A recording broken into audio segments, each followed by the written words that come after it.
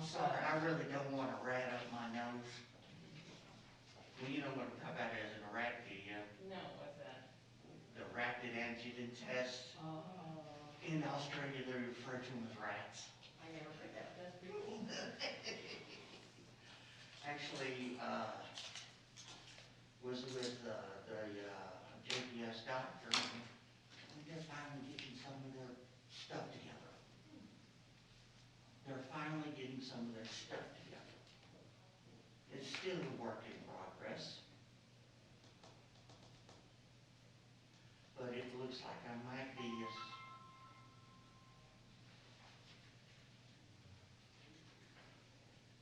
Hello. Hi, may I speak to Richard, please? You're speaking with him. Yes.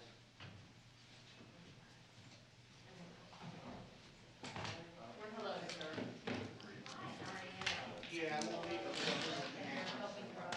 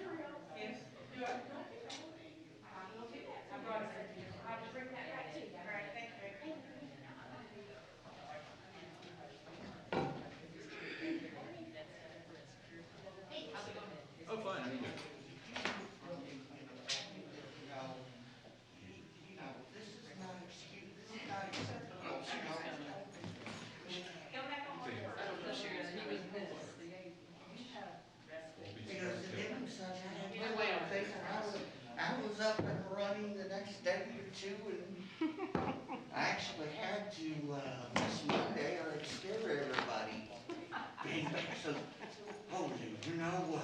My heart attack won't even put me down.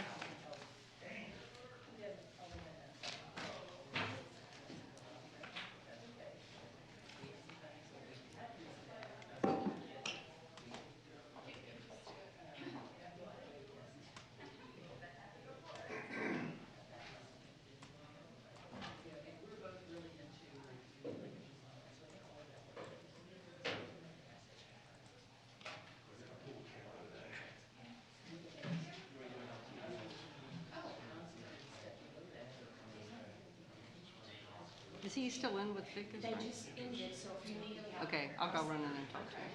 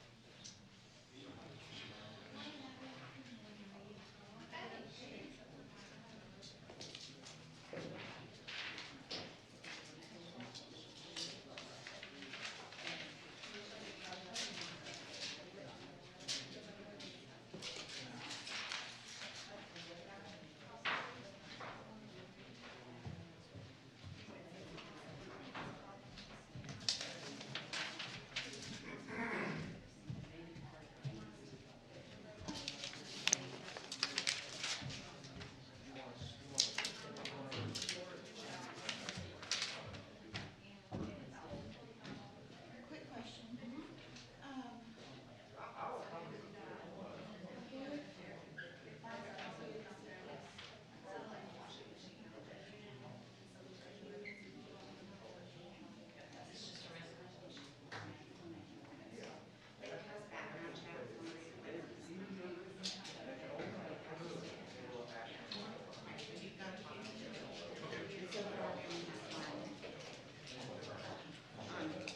Haven't yet, because it's not 10 o'clock yet. Okay, gotcha. Sounds good. Thank you.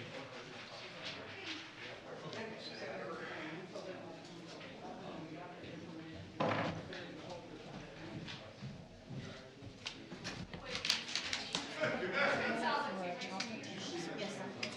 He wants one for Yeah, each and then- person. Okay, all right, so this is what they handed me also. And Lisa said that one of those needs to be at each one person's area That as is one well. person areas. Okay, great. I got it. Thank you. Okay, thank you.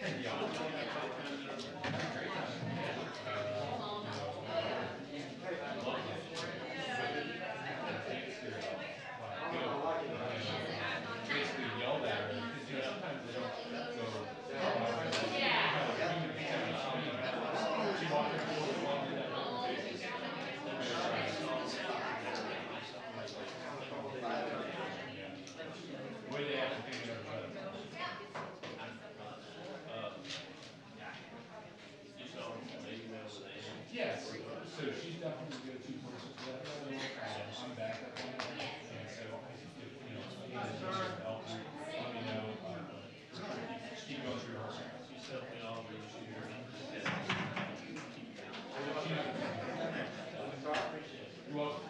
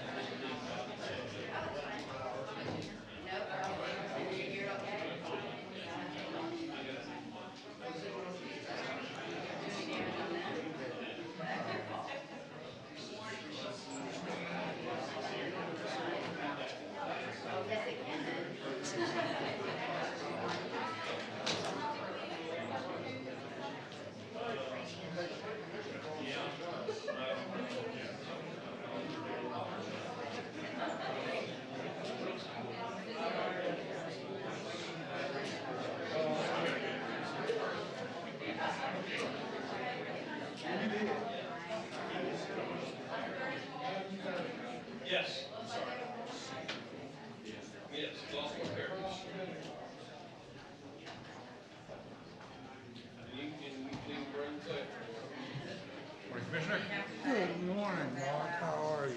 Well, how are you doing today? Good.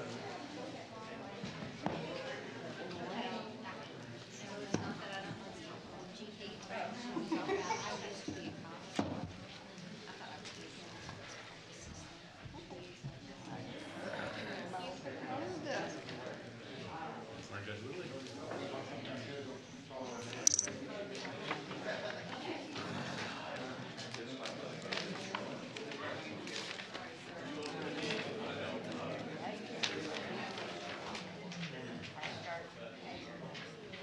Okay, before. Yeah, this was. But if you're just, yeah, if you're just using the form, I mean, I definitely still want to look at it. Okay, I'm going to nominate you for the remaining bridge committee.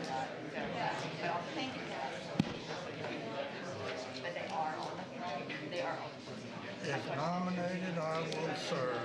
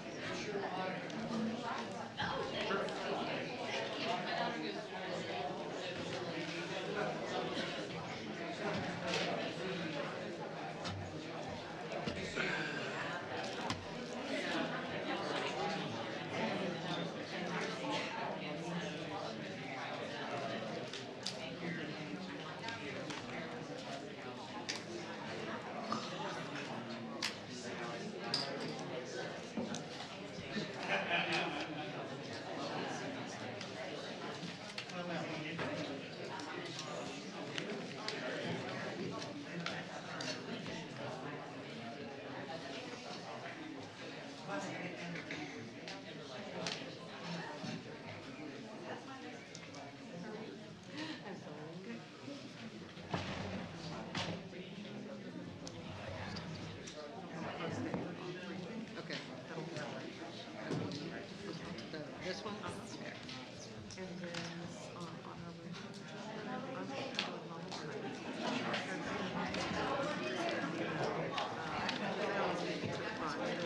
then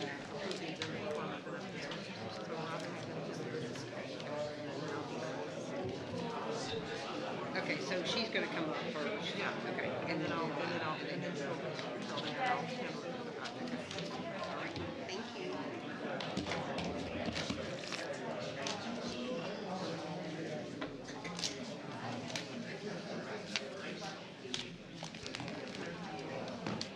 Okay, we don't have anybody.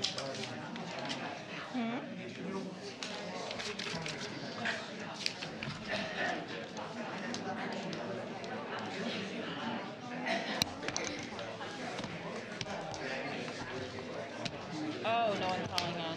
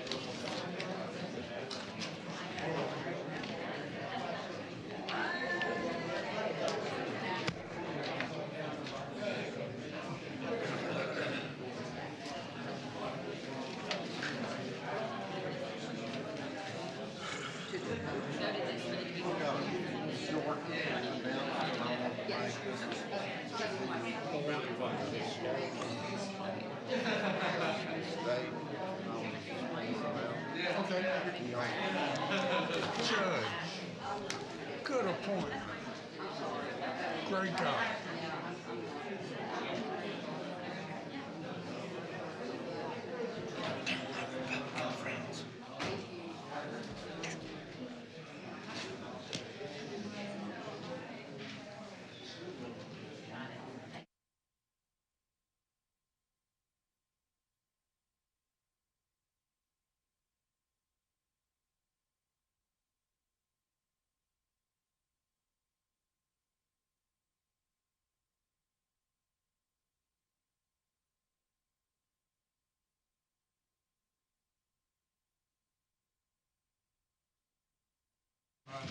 I broke a nail pretty bad, and it's so bad that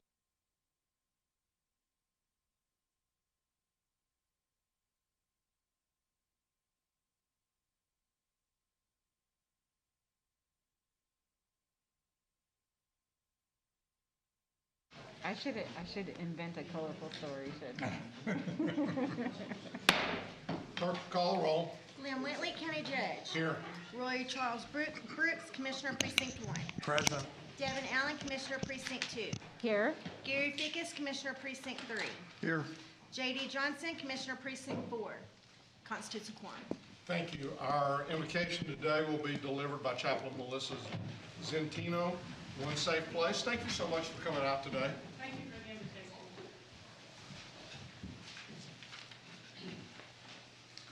Let's pray.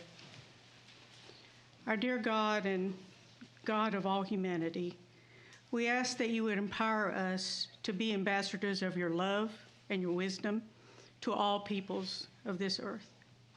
We know that with your grace, we can disrupt the cycle of pain and suffering visited upon us, your children, including those who are or who appear to be agents of hate and intolerance, but who are in fact victims of suffering themselves.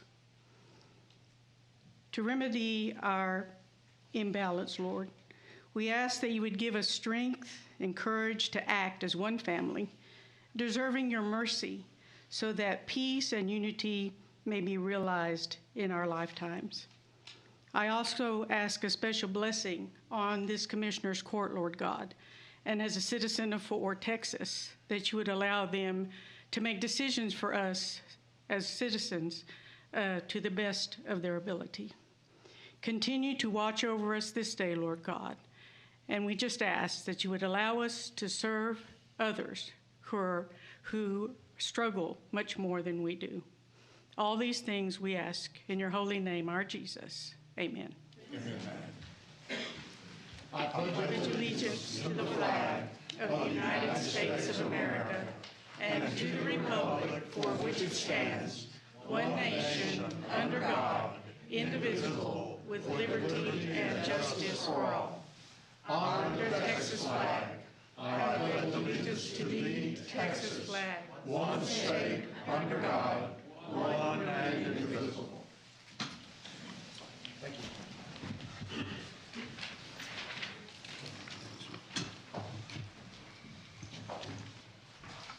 Good morning, members of court. Good morning. Lisa. We have a few changes to the agenda this morning. As we do each week, we will move our public health update briefing item to just before the administrator's section, but we will take the rest of the briefing items in order at the end of the agenda. Also, we are asking court to remove under the administrator's section item 9A15 due to a correction to the contract, and we will bring it back for consideration on the March 1st agenda. And just a reminder that we will not have Commissioners Court next week on February 15th or on February 22nd, but the March 1st agenda is open for item submittal, and so we are encouraging departments to use the next 2 weeks to submit their items early. And at that time, we will have Mr. Manius back at the helm.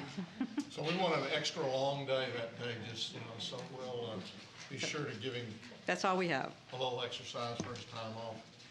Thank you, Lisa.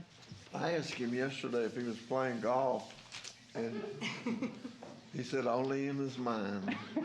So. Okay, court members, you have before you the minutes of our regular meeting of February the 1st. Move approval. Second. We have a motion and a second. Any discussion? Please vote. Okay, Commissioner Fickus, Commissioner Allen. Motion passes unanimously. Commissioner Brooks, I believe you have a resolution. I believe you're right. Let me see what I've got. Yes, a resolution of appreciation for Angie Lopez. And it reads,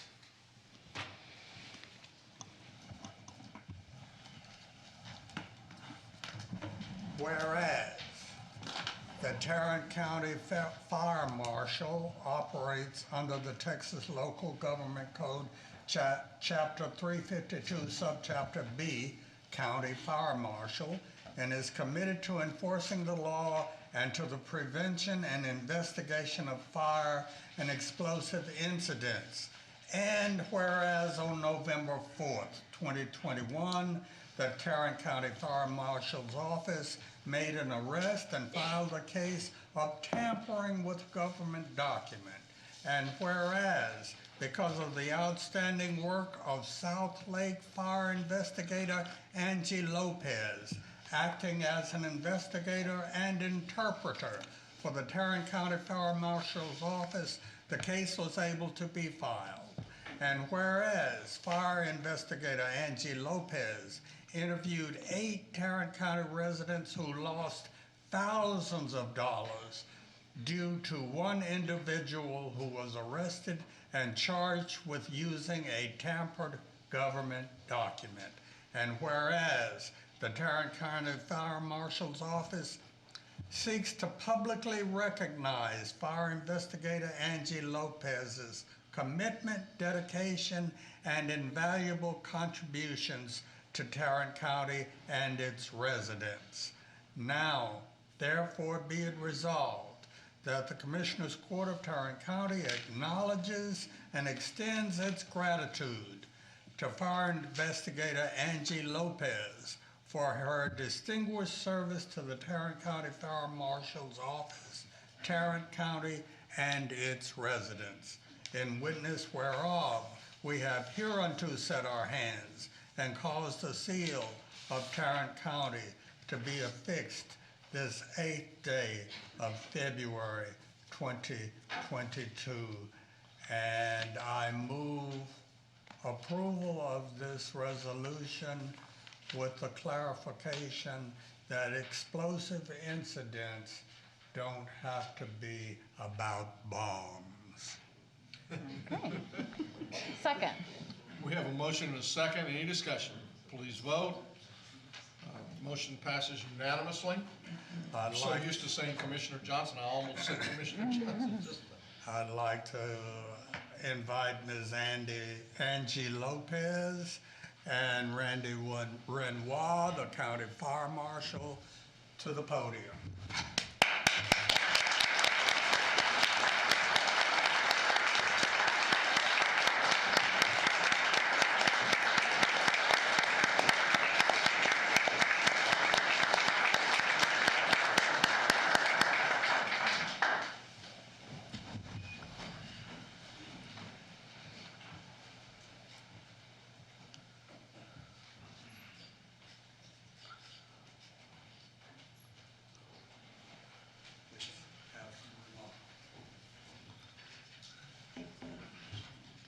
You can talk to us if you'd like to, and if you don't. Okay. No, I just doing my job. We're here to help each other out, and I appreciate that Tarrant County entrusted in me to assist with them in this investigation, and I'm glad that it was a success, that we were able to be here and help the citizens in what is right and enforcing, doing our job. Angie, thank you very much for the job that you do and for the job that all of our first responders do. We appreciate you very, very much. Thank you, sir. Thank you. Congratulations. Randy, you got anything to say? Always, but I thank you, Commissioner, and the court for recognizing Angie. This was really a big deal case, and there's still more to come from it.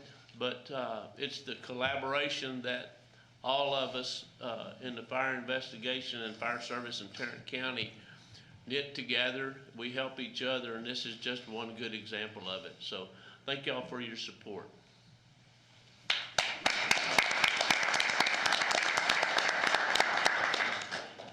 Commissioners, do any of y'all have, Commissioner Fickus, I think you said you had an announcement? I do. I had a meeting yesterday with Bill Perdue, who is our chair of our Tarrant County Historical Commission, and he'd given me some copies of the 2021 Historical Commission annual report that he turns into the state of Texas. And I wanted to pass these out to court members. So I'll pass these down. And I have a copy here for staff and a copy for JD. So if y'all want to take this and Thank you.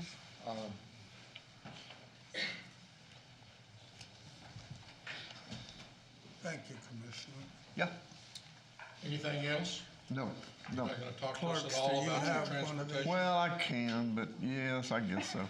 We have our Transportation Summit this Thursday, and looks like we're going to have a great turnout. We've got our comptroller, Texas State Comptroller Glenn Hager, will be our keynote speaker, and he's going to tell us a little bit about what dollars might be flowing into transportation for the next couple of years. For those who remember, Texans voted on two constitutional amendments.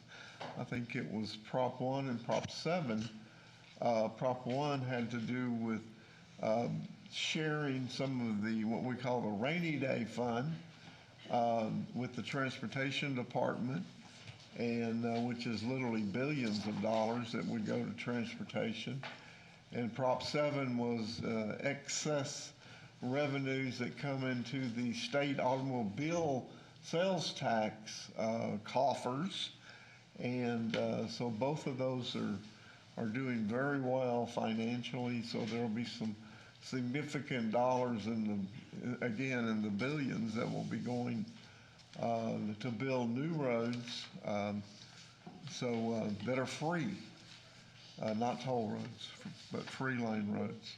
So that's going to be very exciting, and we've got a number of other speakers, and I want to thank Judge Whitley for his participation. He's going to be working with some of our speakers as a kind of a moderator, and so we're looking for a great day. And if you would like a ticket, and call my office, and so especially if you work for the county, call my office, and we'll see what we've got, and give us a call. Thanks.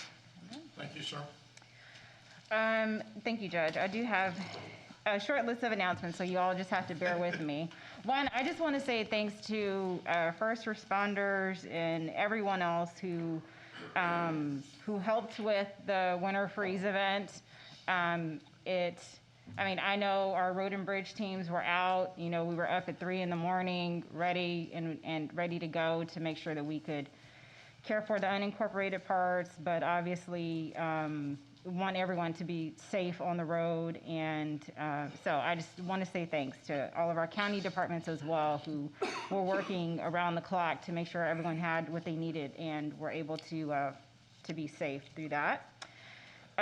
Second is regarding elections. So last week we had originally scheduled to host a virtual election town hall to discuss the upcoming election and obviously new state laws that take into effect. We did postpone that, but we will be sharing some information via email and social. So just keep an eye out for that. And then I know we have on our agenda today, I believe, to approve the election transportation program that will provide transportation to folks to get to the polls if they otherwise don't have it. Early vote starts this Monday, February 14th. And since we don't meet for the next 2 weeks, just a reminder that Election Day is Tuesday, March 1st. So please make sure that your voice is heard in the primary elections. Last two things I'm going to mention are tomorrow evening at 6 p.m. we'll be hosting our regular quarterly Precinct 2 update on JPS, which I know we will be having some conversations about JPS later today in this meeting. But please join us for that. It's via Zoom. It does require registration. And then lastly, just ask for you all to save the date for March 23rd. We will be hosting a women's health event. Looking forward to sharing some really impactful information on women's health and access in Tarrant County. That's all I have. Thank you. Thank you. Commissioner Brooks. this Saturday, February 12th, is the date for the 8th annual Healthy Lives Matter Prostate Cancer Education and Screening event. It is virtual again this year. Registration has been open for the last couple of weeks and actually closes tomorrow. Close up the 10th? The 9th. That's tomorrow.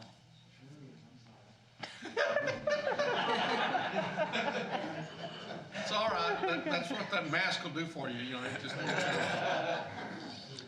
Registration closes tomorrow, close of business. You may register by logging on to tarrantcounty.com/healthylives.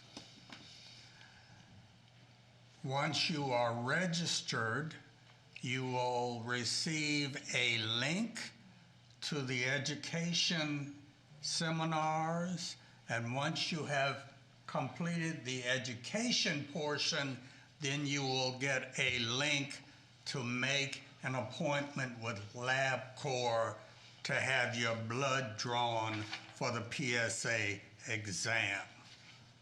All of this is free. So men, there is no barrier to getting your prostate cancer status checked, and I encourage you to know your prostate cancer status, because prostate cancer is treatable almost 100% of the time if it is diagnosed early. Prostate cancer is not something you need to die from, but the key to that is early detection and early action. So, registration closes tomorrow. The education events are on Saturday. Do the right thing. Thank you, Commissioner Brooks.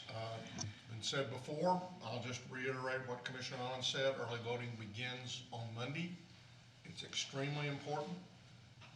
Please get out and exercise your freedom to vote. And we need to have a big turnout. Board members, you have before you the consent agenda. Move for approval. Second. We have a motion second to approve the consent agenda. Please vote. Motion passes unanimously. Lisa?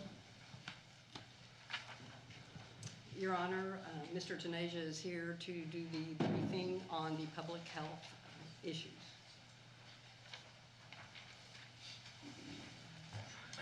Good morning, Your Honor, members of the court. Hi, Benny. Got a somewhat of a briefing today. We're trying to boil it down to a shorter number of slides because nothing substantial is changing, but trends are. So that's good news. Trends are down. We're seeing the numbers decline pretty rapidly here. So we're past that peak of the Omicron wave and nicely heading down. Knock on wood, hopefully nothing else happens. And we've got a couple of counties that are no longer red. That's right. That's an improvement. We're heading in that direction. So our case rate, which we watch, has almost halved from a couple of weeks ago. We're in a 600 per 100,000 range. And then hospitalizations are coming down. As you can see, there's about 837 people in the hospital confirmed with COVID. So everything's declining nicely. Positivity rate, has come down from the peak. We're about 25%, so 1 in 4 people still testing positive, but it's declining. I want to point out that there's a lot of sites still open, but the volume is starting to come down. So if people feel they have symptoms, they can utilize those operations there. But as you'll see in slides further, we're starting to scale down some operations as well. You're talking about testing sites? Yes, sir.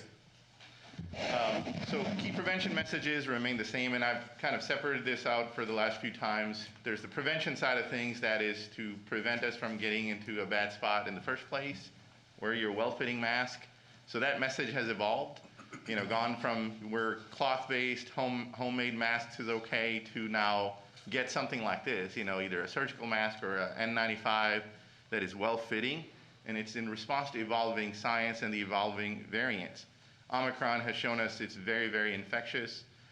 There's another one out there, the stealth Omicron, it's been out in North Texas area as well. It's only how it shows up on the test. One of the genes doesn't light up, so it's silent, hard to detect.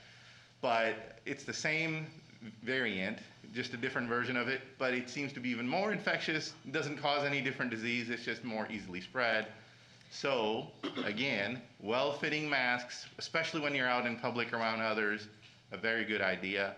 Avoiding large crowds that are not necessary, and getting your vaccine. I attend a lot of these calls with CDC, DSHS, a lot of experts. Booster, booster, booster. That is the way out. You heard it. You've said it. Yep. So, there's a big gap between 1.2 million people in Tarrant County having completed their primary series versus only about 325,000 completed their booster doses. That's a lot of folks who were motivated in the beginning to address the pandemic and take action. They've kind of fallen off the wagon, and we need their help again to come out, get their boosters, because we saw a lot of those folks who were fully vaccinated get sick because booster protection was needed and they didn't have it. What that does is it creates a risk of further variants developing.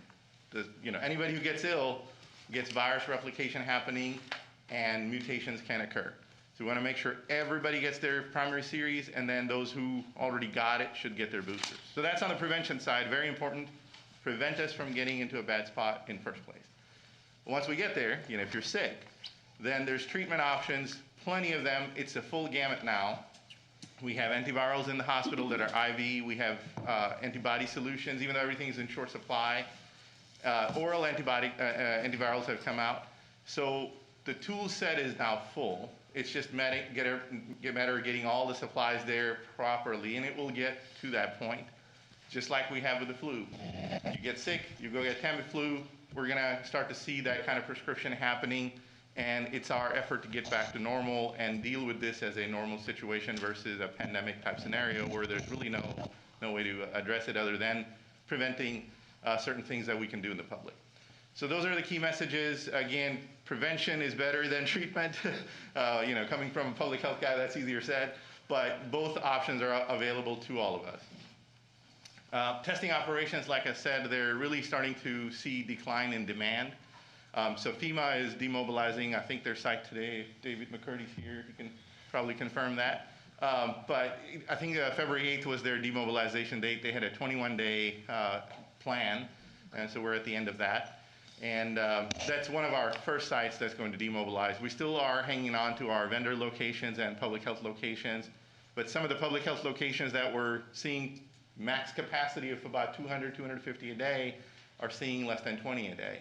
So there's a drastic decline in the last couple of weeks, which is good news because that means there's less people needing that service. And then finally, just that last update on vaccine. And I really want to point out that 60% of the eligible population is currently vaccinated with their primary series. Where we're lacking is people not coming out to get their boosters. And there's more news on the horizon. FDA invited Pfizer to apply for the pediatric 6-month to 5-year age group vaccine. So that first review, so there's a multi-stage, there's the FDA advisory panel, then there's the FDA approval, then there's the ACIP, and then there's CDC, and that's where everything kind of rolls down. So the first review is going to be happening around February 15th. But this morning, we just received notifications from DSHS in preparation of that. Pre-ordering is available for healthcare providers, health departments, and other entities that are looking to pre-order their vaccine should be able to do that. So preparations are there. We just want to make sure once it's approved that parents come out and get their kids vaccinated. We're kind of in the second half of the season here with the schools, and then it's going to be summer break. So if you want to enjoy your vacations and then next year go back to school without having to worry too much about COVID, Now would be the time when the vaccine comes out, get your kids vaccinated, so we can all get back to normal. So that's all I have, and I'll be happy to answer any questions. I don't have a question. I just wanted to make a statement that we can't forget about getting our flu shots. Yes. As someone who admittedly forgot to get my flu shot, that's why I was out last week. I was out with the flu for a solid week and a half. Like, it totally laid me out. So just a reminder to everyone, use me as being your cautionary tale to don't forget to get your flu shot as well. So Yes, ma'am. first time in like 15 years that I was delayed, and there we go.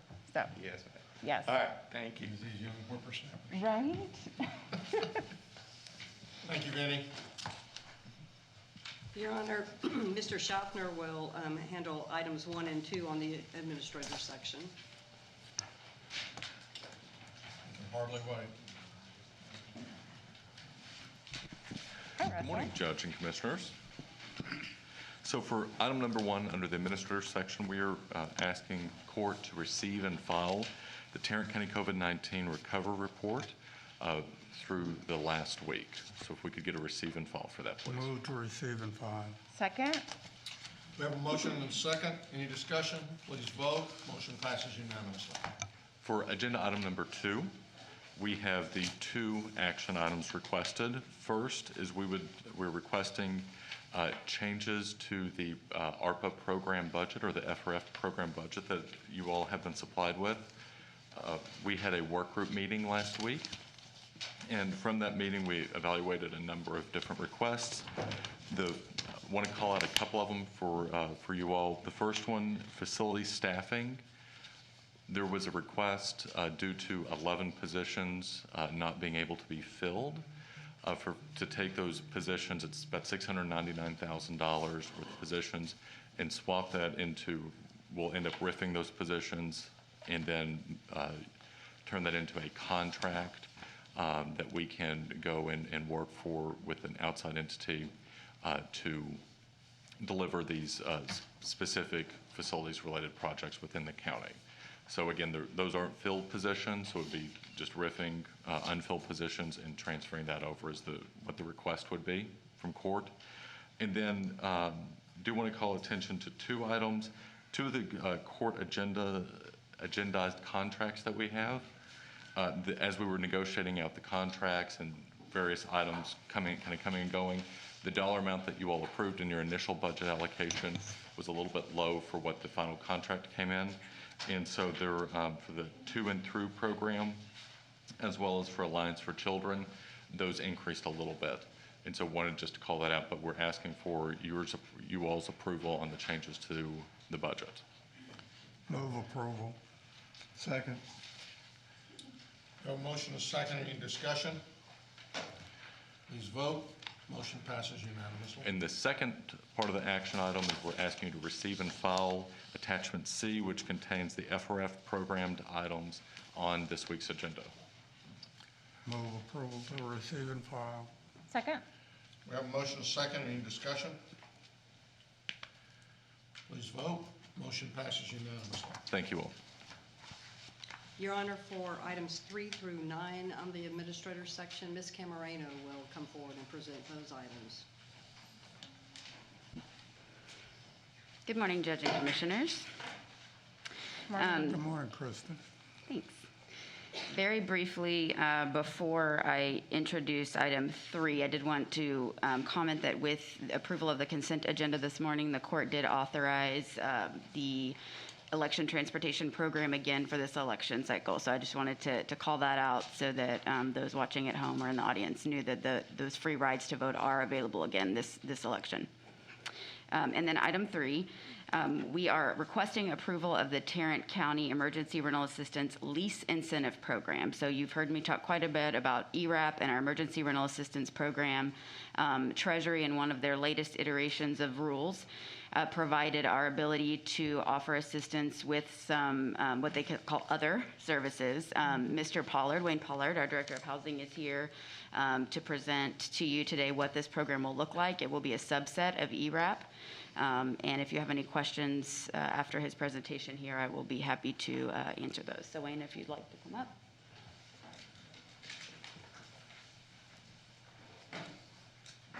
All right, good morning. Good morning. Good morning. The Lease Incentive Program will be responsible for trying to cover down payment assistance for families up to $2,500. Relocation and moving expense not to exceed $750. Application fees, $75 per family. Hard to house, up to $2,500. Hard to house are families who are trying to get units, but due to their background, criminal, credit history, all there'll be issues trying to find a unit. We have a long list of families who are at hotels, extended stays, that no longer can pay their rent. We feel that this would be very beneficial to the county because families are unable to find a location to live because they don't have the funding for the simple security deposit to move into the unit. To be eligible for the program, the family must live in Tarrant County, but outside of Fort Worth and Arlington city limits. They have at least qualified for unemployment or experience some type of homeless or have income issues. Yeah, thank you. All right, thank you. Qualify for unemployment or experience a reduction in household income, high cost, or have had some type of COVID impact. They have to also demonstrate risk of homelessness, of housing instability. The household income will be at or below 80% of the area median income. We will use an online application process. We will have a point system to score them so we can prioritize families. The families that have a secure unit, they will get 5 points. If a family's been unemployed for more than 90 days, they will get 5. But if the household income is below 50%, we will give them 10 points. Some of the benefits of this program: it will help families recover from devastating impact of the pandemic, get families off the street, or families who are living in overcrowded conditions. It will address a community need. It will reduce the time families are looking for units. That's on the Section 8 side, that's the biggest challenge we have. In the past, it used to take families about 70 days to find a unit. Now it's at 120 to 160 days to find a unit. Families just do not have the money to make those deposits, all those moving expenses. Therefore, we're asking the court to approve the policy and guidelines for emergency rental assistance under the ERA2 funding and the Lease Incentive Program, which include $750,000. I will now open up any questions. One comment I would make is we oftentimes refer to the fact that we've got this program as long as you live outside of Fort Worth and Arlington. And for anybody who may be questioning why we do that, they have their own program funds, and therefore we are not responsible for individuals within those two communities. It's not like we've just singled them out and said we don't like Fort Worth and Arlington, so. Correct, sir. Wayne, the first thing you mentioned that the program would provide was down payment assistance. You don't mean down payment, do you? It's all dependent on the location. Some landlords call it security deposit or down payment. Not down payment like you purchase a home or anything like that. It's strictly for rental property only. Right.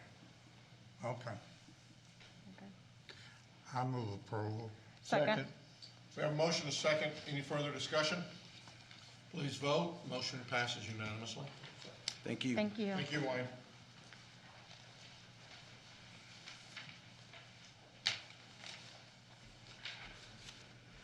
Okay. And now. So you all know that we have been working for the last 18 months or so to begin to bring programs to you based on interim recommendations from IEM on our assessment. You'll hear from them later in the day with their final report. But we do have several contracts that we've been working on, funded by FRF, that we'd like to bring to you today. So at this time, I would like to seek approval of items 4 through 9. These are all FRF subrecipient agreements with the following organizations: Alliance for Children, Grace, Grapevine, My Health, My Resources, Family Pathfinders of Tarrant County, the Tarrant County College Foundation, and Recovery Resource Council. Move for approval. Second. And these are all great organizations and great programs. Yes, they are, and as I think as I calculated, we're talking about somewhere in excess of $6 million. Yes, sir, that's correct. About 6.5. Which is great. Any other discussion?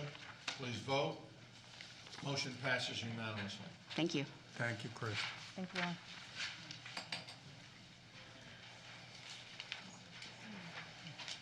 Mayor, next. So I have three items I'm asking the court to look at and approve this morning. First is release of depository collateral in the amount of $473,774 million, I can't get that out. $473,774,000, you see it. I'm struggling this morning, I apologize. Move for approval of the number we see. Second. We have a motion and a second. Any discussion? Please vote. Motion passes unanimously. The next item, we're asking the court to receive and file the auditor's report related to Chapter 59 for the year ended FY 2021. The first one is for Constable Precinct 7. You have the report, the audit findings, and the response. Move approval. Second. We have a motion and a second. So 3 things are missing. Explain to me what a coin collector, I know we've got 2 laptops. I don't actually know what that is, sir. I'm more concerned as whether there were coins in that coin collected. Well, when it was in inventory, I don't think so. But the answer, of course, is that they disposed of them in bulk, and we just didn't have the detail, but that the items were disposed properly in theory, but not documented. So we will certainly work to see that they can improve their process and procedures. I can get back with you, but I don't really have any idea what the coin collector is. So we don't think there were, we just feel like this was all disposed of in bulk. and That's it what was the in- constable's office says, yes. Okay. And we've had that happen in other departments before, where we get ready to auction or dispose of items, and people don't realize the importance of keeping the detail of what we've actually disposed of, line item by item. I know it can be tedious depending on the quantity. This was just 3 items, but still, if we're gonna dispose of assets, we need to make sure that we document and have sufficient support for the disposal, or the sale or transfer, any of those things. Okay. I might note that that's a brand-new constable. Right. Yeah, I was just getting ready to make that point. Please vote. Motion passes unanimously. And the last item is we're asking the court to receive and file the Chapter 59 report for FY 2021 related to the Sheriff's Department, law enforcement agency. So you have the same, you have the report with the findings, the actual report that goes to the AG, and the Sheriff's response. Move approval. Second? We have a motion and a second. Any discussion? Please vote. Motion passes unanimously.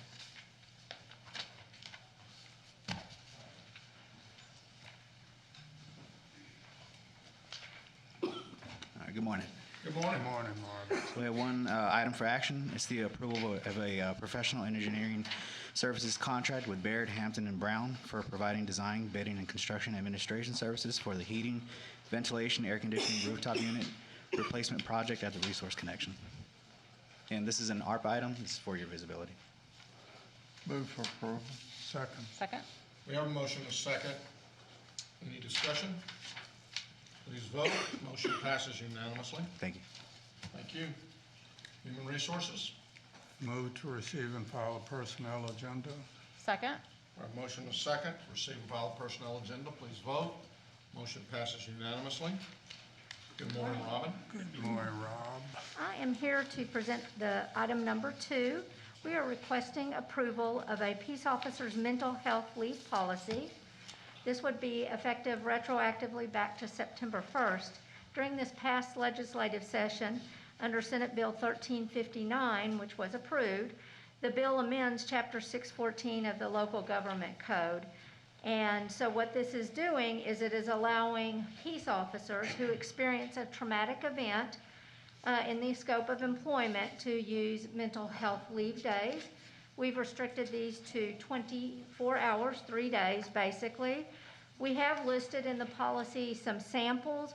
Obviously, if something happened that we felt was catastrophic that didn't happen here, we'd work with that department head to possibly make this time available to their peace officers. And I'll answer questions if you have them. This is new state law, Yes, sir. and we're only concerned about the mental health of police officers, not the rest of the staff. That was under our Texas legislature. This is what they directed. You know, there was a lot of legislation around peace officers this I year. get it. Yeah. I just thought I'd point that out. He's making, A point, yes, sir. good point. Move for approval. Second. We have a motion, a second, any discussion? Please vote. Motion passes And unanimously. Ms. Glenn will present the rest of the item.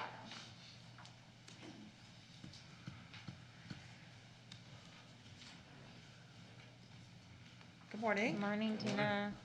So item number 3, we're asking the court to approve an extension of project employment for the district clerk's office. As outlined in your communique, the district clerk is requesting, again, this extension through February of 20, or effective February 2022, which would take us into February of 2023. The individual who occupies this position is involved in the scanning project. And Commissioner Brooks, she has been involved in working on this project since 2018.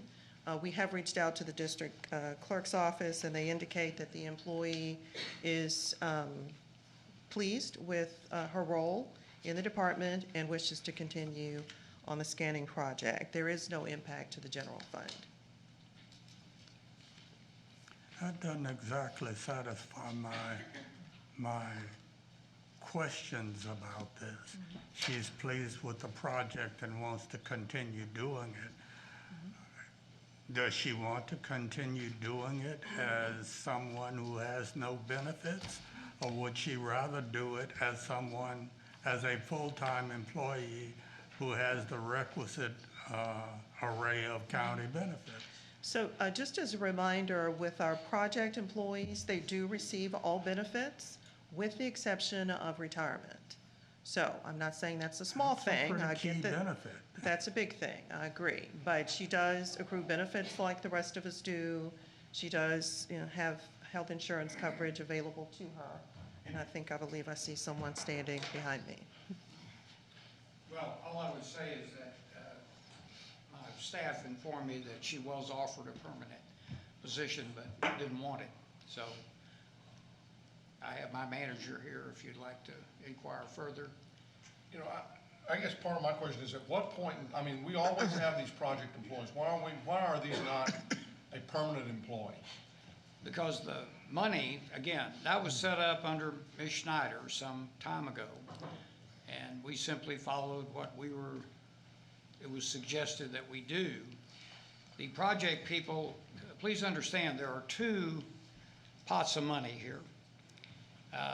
Money that comes from the general fund, which we don't have very many in that now. We're winding down that part of it.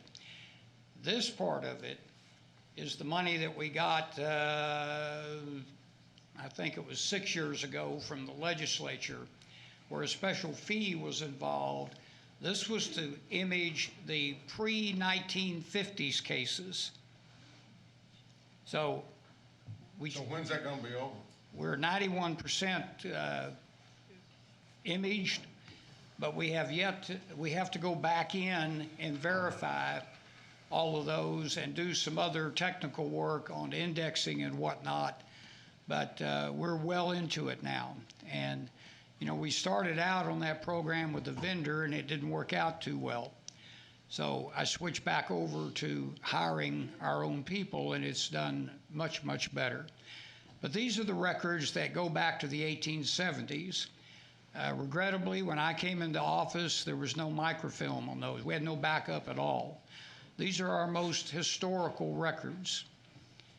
For instance, I did a post this week on the Bonnie and Clyde records that we found.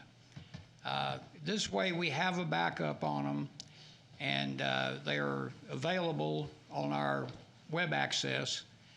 And basically, it's a boon to the historical history of Fort Worth. So how much money do we have in that has resulted from that fee at this point in time? Helen, do you have that number?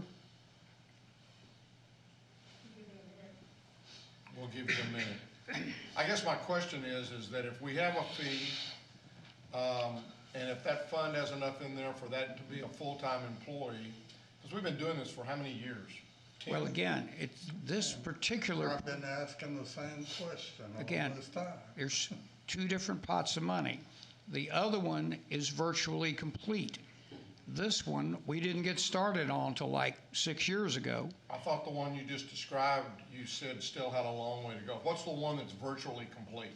Well, that would be, when I came into office, we had chunks of different eras of records that had no microfilm.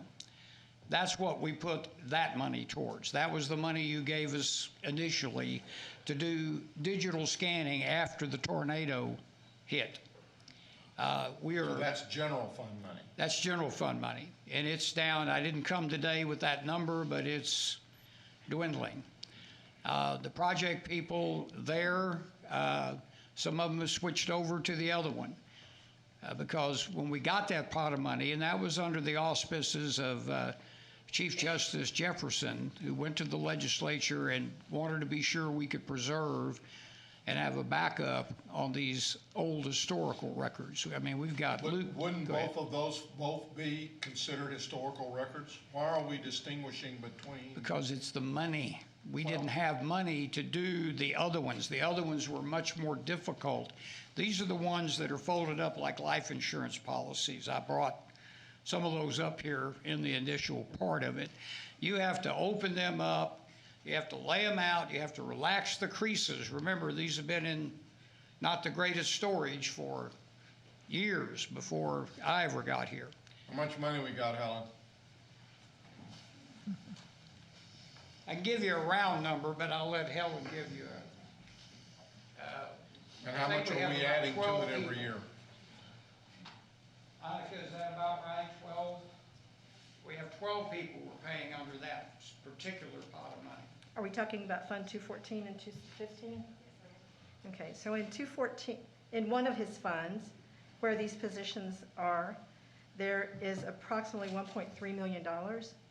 And the estimated revenue for the district clerk is approximately $57,000 annually. So this is a lot of money that has been accrued, but with the change of the legislature this last year to a consolidated fee, we're going to be moving positions over to another fund where the bulk of the district clerk filing fees are, and that's right at $500,000. And how much is that? And right now, because it's a new fee, a new fund, because of the change in the consolidated fee, is about $800,000. But I've reached out to.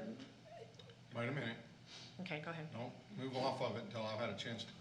So we've got we've got over $1 million in 1.3. Which we'll use until it's exhausted. And how many project employees do we have? Under that one currently. Well, let's put them. We're going to put them. If we were to put them all together. So when this fee is exhausted, and there's other things in here besides just the district clerks, there's also IT involved in this, where the majority of the money lies. Let's see. Okay, before we. 15. I don't want to. No, five, and they're grade 15. Burden everybody with listening to the budget discussion. You're about to approach the budget. What I'm saying is these people, we've been doing this for a decade at least. I would like for someone to look at this, and if we're still going to be imaging in these, and that's basically what these people are doing, and if the money and if the funds could be combined, if the fee that we've got is bringing in enough money, how many project employees do we have right now doing all this? There's 12 that are being paid out of the most recent fund, let's call it that. These numbers don't stick with me, the 214, and they all got changed after this session of the legislature. The other one has a lesser amount, and I would prefer to try to get some kind of chart for you that's accurate and has everything on it. I can bring it back next week. Just let's work on it, and let's work toward but I'm kind of the opinion that these people, once you've been around for a decade doing the same thing, I want to go along with Commissioner Brooks. At some point in time, they're employees. Well, again, let me try to get down into some of the weeds on this. We give those people a good look when it's time to hire people. Well, that's fine, Tom, but they do get hired. They do change. Well, but what about the 2 years that they don't get credit for pension? Or the 5 years that they don't get credit? These are the rules that we followed, that we. And all I'm saying is, listen, look at the rules. So we will look at this during the FY23 budget and make a decision on how to present these with the district clerk's approval. I mean, both clerks have these monies, but the game got changed on us in this last session of the legislature, so I think that's a wonderful idea. I'm not sure when they combine everything like that. I mean, we've been up here talking about, what was that bill? Well, it just seemed to me like at some point in time, we're gonna get caught up, and when we do, then we rip the employees, because they're no longer doing, but I can't imagine, I mean, it's already taken us a decade and we haven't caught up. Well, again, I would have to say I can't agree with that. Have we caught up? If you'll, yes. We have caught up. We've caught the part that was the most recent ones, the 1950 to date. We're virtually 100% on that. Well, but that's a huge you're still accomplishment. doing the work, so we haven't caught up. But that's the other ones, the pre-1950 records. If you'll let me come back with. Are we required to do the pre-1950? Yes. Okay, well then we haven't caught up. Okay. Again. If we've caught up, then we don't need the employees. I've never seen any of y'all over in my shop over here. Anytime you want to come over and look at the complexity and the volume that we have to deal with there, I'll be happy Tom, to show I you. am not telling you that you don't have the volume. I'm not questioning that at all. What I'm saying is we've been doing it for a decade. At some point in time, we might finish, obviously not in yours or my lifetimes. Well, that's not my plan, no. Well, So, but we not only have to do the digitizing because of the way the system was built, the old system, we have to do some other work. all I'm saying is that 10 years ago, you told us that 10 years later, we're still gonna be talking about this, they would have been full-time employees. Or they would have been that. Again, I have no objection to that. There's just not enough money to make them full-time employees and keep the same number of people on the job.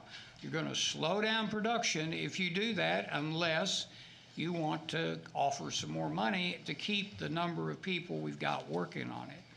I would be happy to. I've got a report right back here of Helen, sorts. and let's look at it for the budget and see how we go forward. Fine. Thank you, Judge. Okay, so are we taking Did we action on vote? this? No, we didn't. Do we, well, I guess we probably need to. That would be nice. Move approval for the extension of project employment. Second. We have a motion and a second. Any further discussion? Please vote. Motion passes unanimously. Thank you. So our next item, we're asking approval for double fill as well as a waiver for the 375th District Court. We've explained in your court communique that the court coordinator of this court is planning to leave county service, I believe, at the end of March. And so the request is a double fill for the month of March as well as a waiver effective April 1st for 400 vacation hours. The court may recall that this is Judge Westfall's former court. Mr. Shugart has requested that we request these approvals now. The approval for the waiver as well as the double fill now. his anticipation is that once a judge is appointed to replace Judge Westfall, that he'd like to be able to have the judge ready to move forward with that appointment. We are estimating an impact to the general fund for fiscal year 2022 of approximately $22,227 and some change. That does include fringe benefits, and Mr. Shugart is present if you have any questions for him.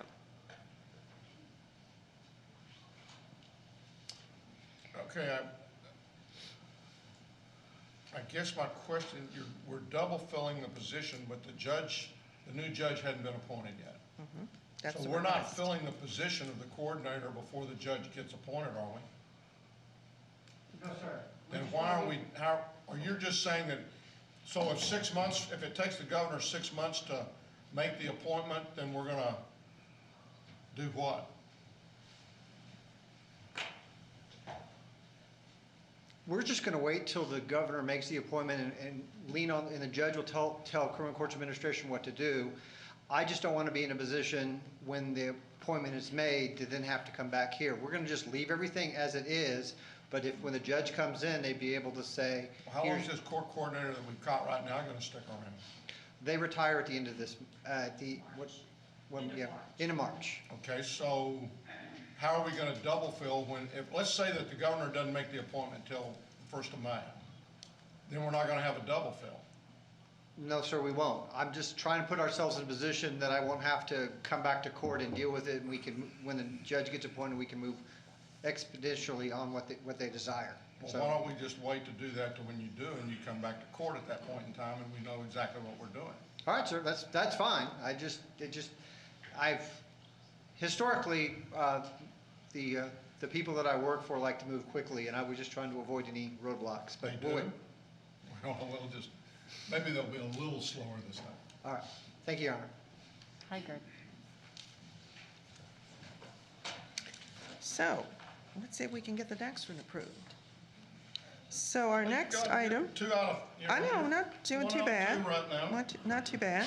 So the last item that we have is item number 5. We're asking the court to approve a TO change for information technology. As described in your court communique, Mr. Iafor is requesting a reclass for a project manager's position. It's currently a pay grade 90. It is a vacant position. Mr. Iafor's request is to reclass it to a 91. He believes that the complexity of the projects and the scope of the projects are greater than what was initially anticipated. The work group has reviewed this and is recommending approval of the reclass. This item has not appeared before Commissioners Court, as normally is your process. But Mr. Iafor is requesting an exception in this case because the court will not have court sessions for the next 2 weeks. Move approval. Second. We have a motion and a second. Any discussion? Please vote. Motion passes unanimously. Thank you. That's 2 out of 3. Could have been 1 out of 3, but acquiesced. Morning, Melissa. Come on forward. Good morning. How are you? Good morning, Melissa.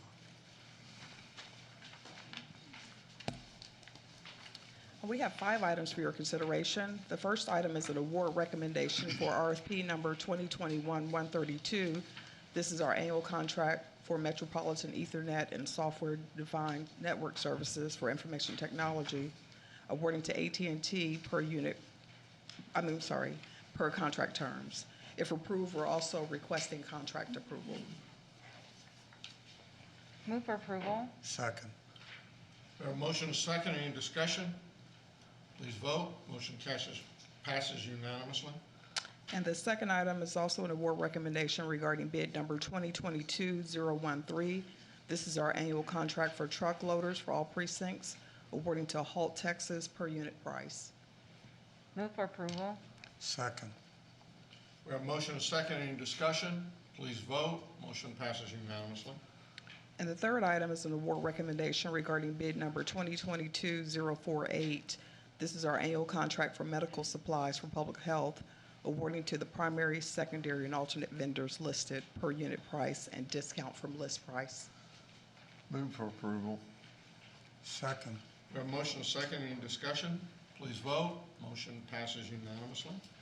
And the fourth item is a request to approve an invoice payment regarding bid number 2019-167, our annual contract for jail security, electronics and software integration, maintenance, and repair for facilities management to Signature Automation in the amount of $2,144.50. This services was provided back on July. The first invoice was for work that was done on July 7th, and then the second invoice was for work provided back on August 18th.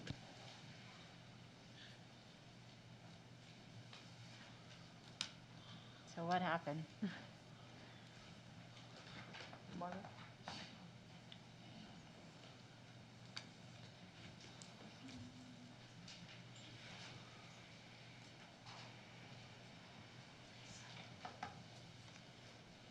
So due to some staffing issues, we had a lot of retirements and people leaving the county in our You department. raised the mic. It's a little hard to clear it up. So we had some staffing issues and people leaving around that time, and so that's basically what it was, is just a slip up on the late payment. So that's really what it was on our end. You've been here before. Yes. And you had some training sessions with your staff?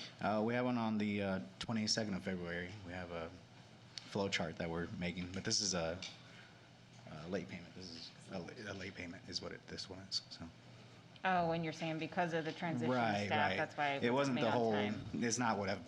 This isn't the same thing. It's just a late payment. What it is not excusable by any means, but Sure. it's just staffing issues is what it was. Move approval. Second? Don't come back. We have a motion and a second. I want to be sure I understand this. So it says the $2,100, were the services provided before they were approved? The service is on a contract. So there was a contract. Yes. That, so at least it wasn't a matter of somebody telling something to do something before we had approved the contract. Right. So what happened was, The our invoices. contract, they did the services, but we didn't let anybody know that they had done the services, and we went past the 30 days to pay them. Yes. Okay. That's a little bit different, but again, I hope we don't see you again. Please vote. Motion passes unanimously.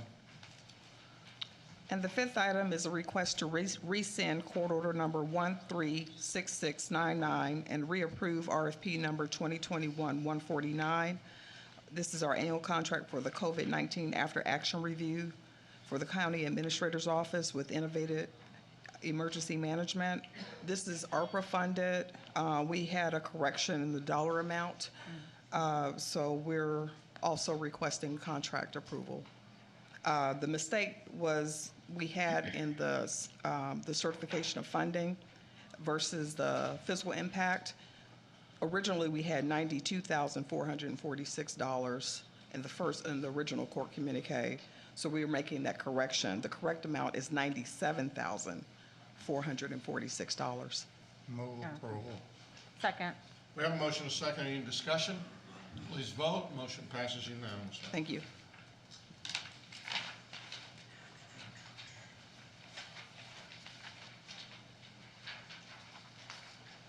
Commissioner Allen, I believe you have an interlocal agreement. Yes, I do. Move for approval of item N1A and B. Second. We have a motion and a second.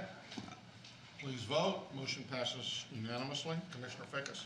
Yes, I do have an interlocal with the city of Fort Worth, and I move for approval. Second. We have a motion and a second. Any discussion? Please vote. Motion passes unanimously. Are there any appointments today? I've got two or three. One, the city of Fort Worth is looking for a representative to be on the bridge naming committee. And I would suggest that, I'd like to move that we appoint Roy, Commissioner Brooks, to that committee. Second? We have a motion to second. Please vote. Motion passes unanimously. Also, we have a need to reappoint, if it's the court's choosing, our Civil Service Commission for Tarrant County, and that would mean the reappointment of Glenn Lewis, Linda Ketter-Craig, and Alex Jimenez for the Tarrant County Civil Service Commission, and also the reappointment of Pat Mahoney on the Sheriff's Civil Service Commission, and I'll move approval of those reappointments. Second. We have a motion to second. Any discussion? Please vote. Motion passes unanimously. And then lastly, I would like to nominate Kenny Mosley, Jr., for one of my representatives on the CPS board. He has passed the background check. Looking for approval? Second. Did you make Whatever. a motion? Okay. Please vote. Motion passes unanimously. Are there any other appointments? Okay, then you Your have Honor. before you, Before we look at the claims, we have a new addendum, but the auditor's office has not gotten that to us yet. So if we could skip this item and come back to it after the briefing. sounds good to me. Okay, so we're now going to move into our briefing. The next item up for briefing is the COVID-19 assessment final report presentation, and I'll ask Ms. Camarino to come forward and introduce this item. Wait a minute. Who's going to do the Naco mental health first aid? That'll be Ms. Glenn. Okay. The only reason I say that is if somebody is sitting here waiting for that and that only, we're going into a couple of pretty long, I think this is going to be a longer briefing. Maybe I'm wrong. We anticipate about 15 minutes for this item. Oh, you dreamer. It'll be longer. Yeah, put the timer on. Come on. I'm fine with going forward if it's going to be 15 minutes. I think the presentation will be 15 minutes. That doesn't include discussion. Okay.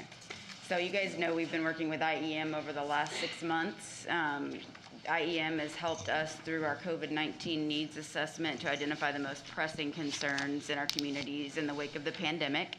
Katie McCoy with IEM, who you have heard from before, is here today to present you with the findings from the final report. I'm sorry, I'm going to interrupt you one more time. Okay. And I promise I won't promise I won't. Don't believe I'm making promises. Mr. Brewster, do you have a desire to sit for the next hour and a half and listen to the briefings? I'm here. Come on down if you'd like to make your public comments right now. I appreciate that. I don't really mean to interrupt you, but, yeah, I'll go ahead and jump in here. I appreciate it.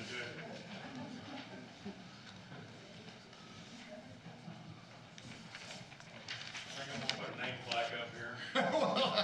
I recognize you, so you know the routine. 117 Oak Trail in the big city of Rendon, Texas.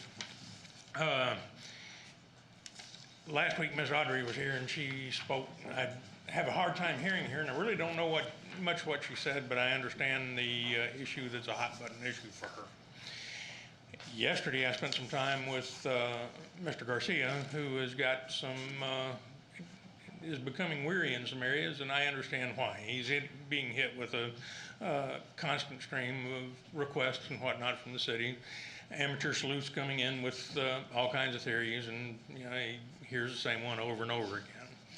I'm an operations manager. I understand his concern, but at the same token, I'm a citizen and I have concerns. I'm trying to meet both of them. I try to be a fair individual. I have proposals before you all now to kind of address some of this. And I'm going to try and set this table a little bit. Audrey is concerned about ballot numbering. And one of the reasons where that creates a problem is with ballot reconciliation. Other districts do things differently than we do here in Tarrant County because we have BMDs with printers on them. Ballot reconciliation in a county that's really using hand ballots, it's a big deal. Across the country, those reconciliations never work. And that's a problem. It's a significant problem. They don't work here either. Somebody did a study and about 74% of our reconciliations are off, but what we're reconciling are these. And I would more specifically call this a ballot stock than I would ballot, because it doesn't have anything on it yet. And there needs to be some control on this. But it doesn't need to be the extent that a true ballot would be.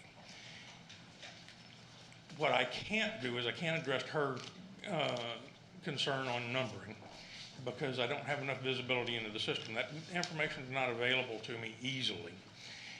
I need to balance 3 different things to understand that everything reconciles. I need to see who checked in on the poll books. I need to see just exactly what the BMDs issued. So I had 100 people check in on the poll books. There were 95 ballots issued on the BMDs, 5 more that were provisional that mattered, and I had 3 that were spoiled or whatever. Now I need to balance that with what into the scanners, so I've got 3 databases. Now, I don't like databases. Databases can be manipulated, but if I can see all 3, now manipulating 3, if somebody wants to do that, they're going to make a mistake. Sooner or later, they're going to make a mistake. That information is not available to us. But one of those proposals that I have that I'd given to Mr. Manius, and it's still sitting asking to be seen, is to post that information on the web. And it looks like I'm out of time here, but with these regards, if we can get this information to where the public can see it, and I think the law supports this, and a law that some people in the county have had a hard time finding is 125.064. All this electronic data, it makes available to the public. If we can move to making that to where it's available on the web, and people like me keep calling Mr. Garcia and bothering him, perhaps we can work with some facts. There are some other things that we can do, but I'm wanting to work with y'all to where this material can be made available to us, the citizens, the people that run and own the county, and still make Mr. Garcia's life and his ability to run his department well. Because I know I have been a operations manager, and I have never been in a situation where I would have had the public dragging in the way we do. I understand his concern. I want to accommodate both of us. Thank you, Mr. Bristol. Not responding to his comment, but would like, I think we mentioned this maybe last week, and I've also maybe mentioned it to Mr. Manius. I would like for us sometime in March, now I know the first couple of weeks are going to be a little hectic, but somewhere in March or early April to set up a workshop where we would take the numerous or the large number of questions that have come in regarding the whole election process and have a workshop where we address some of those questions and give an opportunity for some back and forth. We're going to make this a very civil dialogue, but this will give everybody an opportunity to, for us all to hear and for us to see and for us to take some action on those things that we think are actionable. And so I would like for us to begin looking at that, accumulating the questions and encouraging folks who have questions to send those in so that we can make an attempt to respond to those questions and address it and at least take some action from that standpoint. So if you would just work toward doing that late March, early April, I appreciate it. We'll do so. Thank you, Your Honor. Thank you, Mr. Bristol. We're making progress. Thank you. Thank you, folks. Thank you for your time. One more time, Kristen. Come on down. Yes, sir. I'd like to ask Katie McCoy to come and present at this time. Good morning. Good morning. I'm a little nervous about the 15 minutes. Well, I figured you should be, but at least she's the one that's going to have to pay the wager, not you. I'll also talk very fast, if that's okay. I believe that you have physical copies in front of you of the final report. So here is what the cover of it looks like. There will be a couple of sections within there that looks very familiar, or should look very familiar to you. What I'd like to do is focus primarily on that phase 2 stakeholder input today, and then move quickly through the impacts, and then talk more along the lines of final recommendations, if that works for you all. Okay. So just to recap, phase 1 wrapped at the end of September, and then we brought you the interim report in October with our initial recommendations. Since then, we've held 4 roundtables. We've conducted 3 surveys with residents, local businesses, and then nonprofits and community-based organizations. As part of those roundtables, we aimed to make sure that the community that would be served by the recommendations that we were proposing were involved in that conversation. And then phase 3 is really where we're headed into right now, where we'll turn it to the county to look at how you guys are going to spend that money and get it out the door. Just a reminder that we did maintain that equity approach throughout this whole process. So we really looked at those underserved, underrepresented communities based off of the data that we were presented with. We engaged those communities as part of the surveys, as well as the roundtables that we conducted. And we really looked at what the barriers to be able to access services were, and actually made a couple of recommendations that addressed specifically those. Just a recap of this phase 1 stakeholder input, we met with over 120 community stakeholders in those first 6 weeks through interviews and then work sessions and briefings. And then for phase 2, we held 4 roundtables, so 1 specifically for workforce development, 1 for community violence, 1 for quality childcare and out-of-school care, 1 for mental health, and then we also met with the Mayor's Council. Our phase 2 sector-specific surveys, I mentioned that we talked to residents, local businesses, and then nonprofit and community-based organizations. I do want to qualify the survey data. Every question that we asked was optional. So if there was anything that somebody did not want to disclose or did not want to answer, they did not have to be able to move on and submit the survey. So I just wanted to. Did you feel like you got enough responses to each question to be able to get a valid survey? Absolutely. And I'll talk about that here in just a moment. I just wanted to qualify that with that. I do also want to highlight specifically with the resident survey that it is not statistically representative of the makeup of Tarrant County, and that it may actually paint a more positive picture than what is actually going on in Tarrant County. So I just want you to keep that in the back of your mind as we talk through this. So for the residents, we had just over 4,500 people who responded.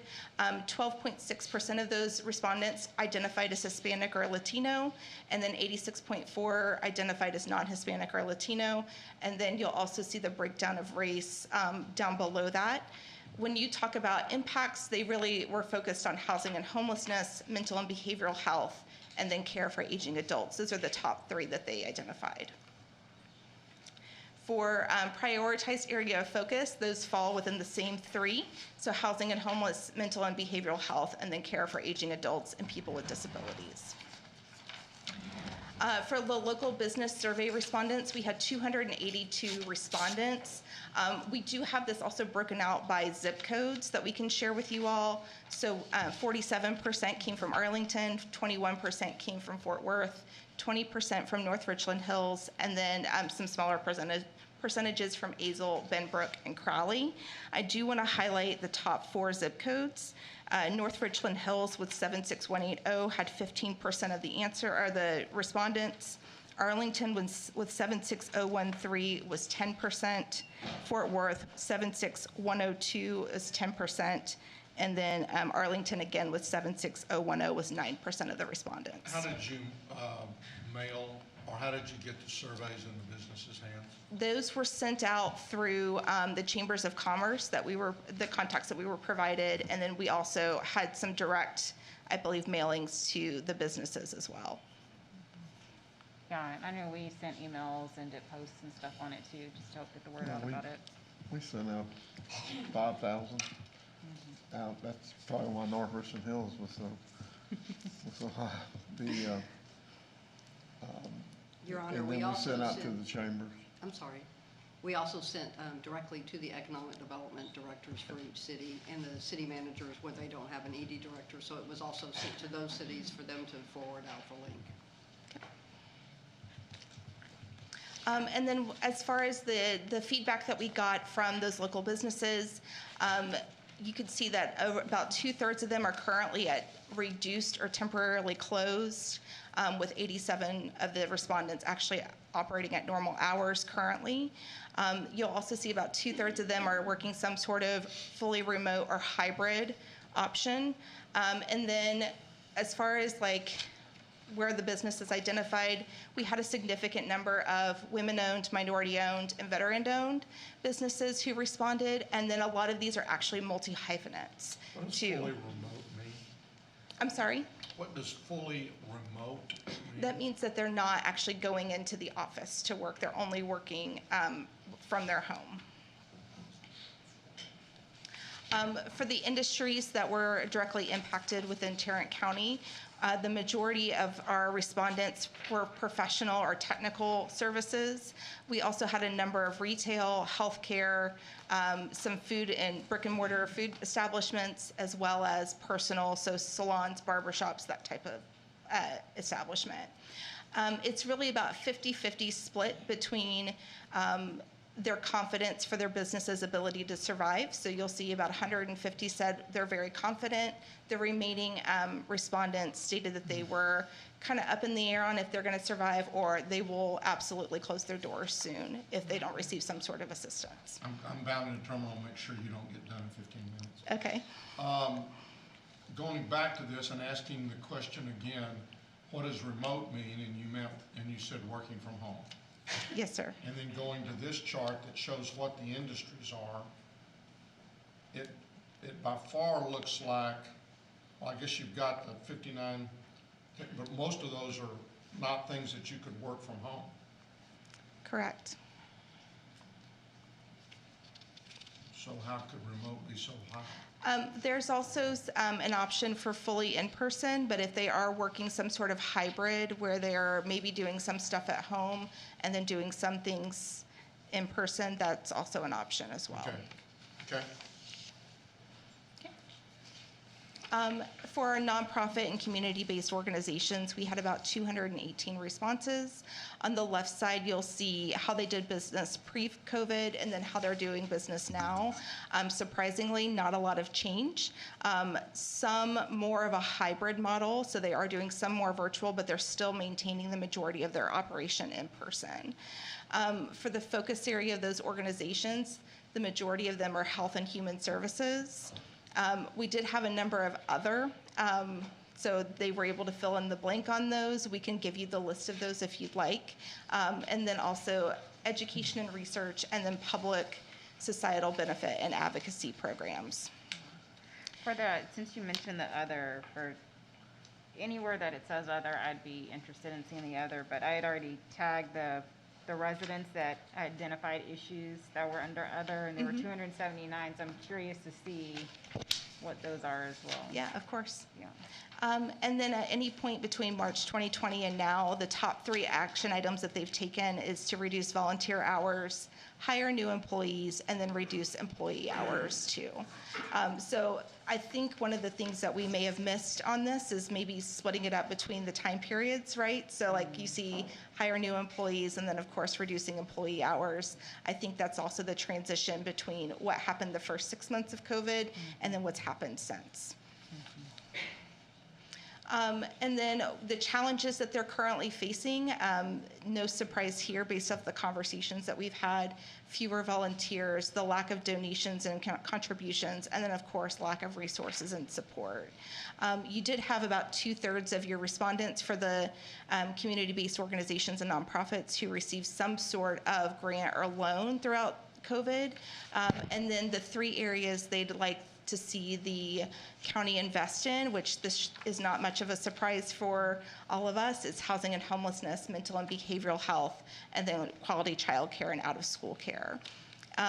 For how their business has changed within their organization, it's really almost a 50-50 split of decreased and significantly decreased to increased and significantly increased, depending on what they offer.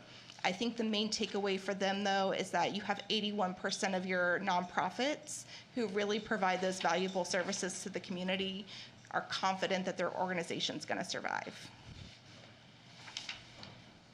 And then I'll move very quickly through the pandemic impacts and just hit the highlights. We stayed within those 8 focus areas that we mentioned in the interim report. So for health and wellness, some of the main takeaways that we got out of the resident survey was really 29% of our survey respondents reported decreased physical health, where 42% of them reported decreased mental health. That mental health provider ratio was 1 to 820 per Tarrant County resident prior to the pandemic, and now sits at 1 to 830. So we're seeing fewer mental health providers per Tarrant County resident currently. For food insecurity, we had 15% of our residents report that they had an increased food insecurity throughout COVID. We also had 6.7% of our resident survey respondents report an inability to pay rent or their mortgage, and there actually 3% report a change in housing. So we didn't track if that was renting to owning or renting to homelessness. But there was a 3% change in that, which is somewhat significant. For our aging population and people with disabilities, we're continuing to see that increased isolation, depression, and associated cognitive decline, as well as higher risk of injury for aging adults who live alone, and then that projected 25% growth over the next few years for our residents who are 65 and over.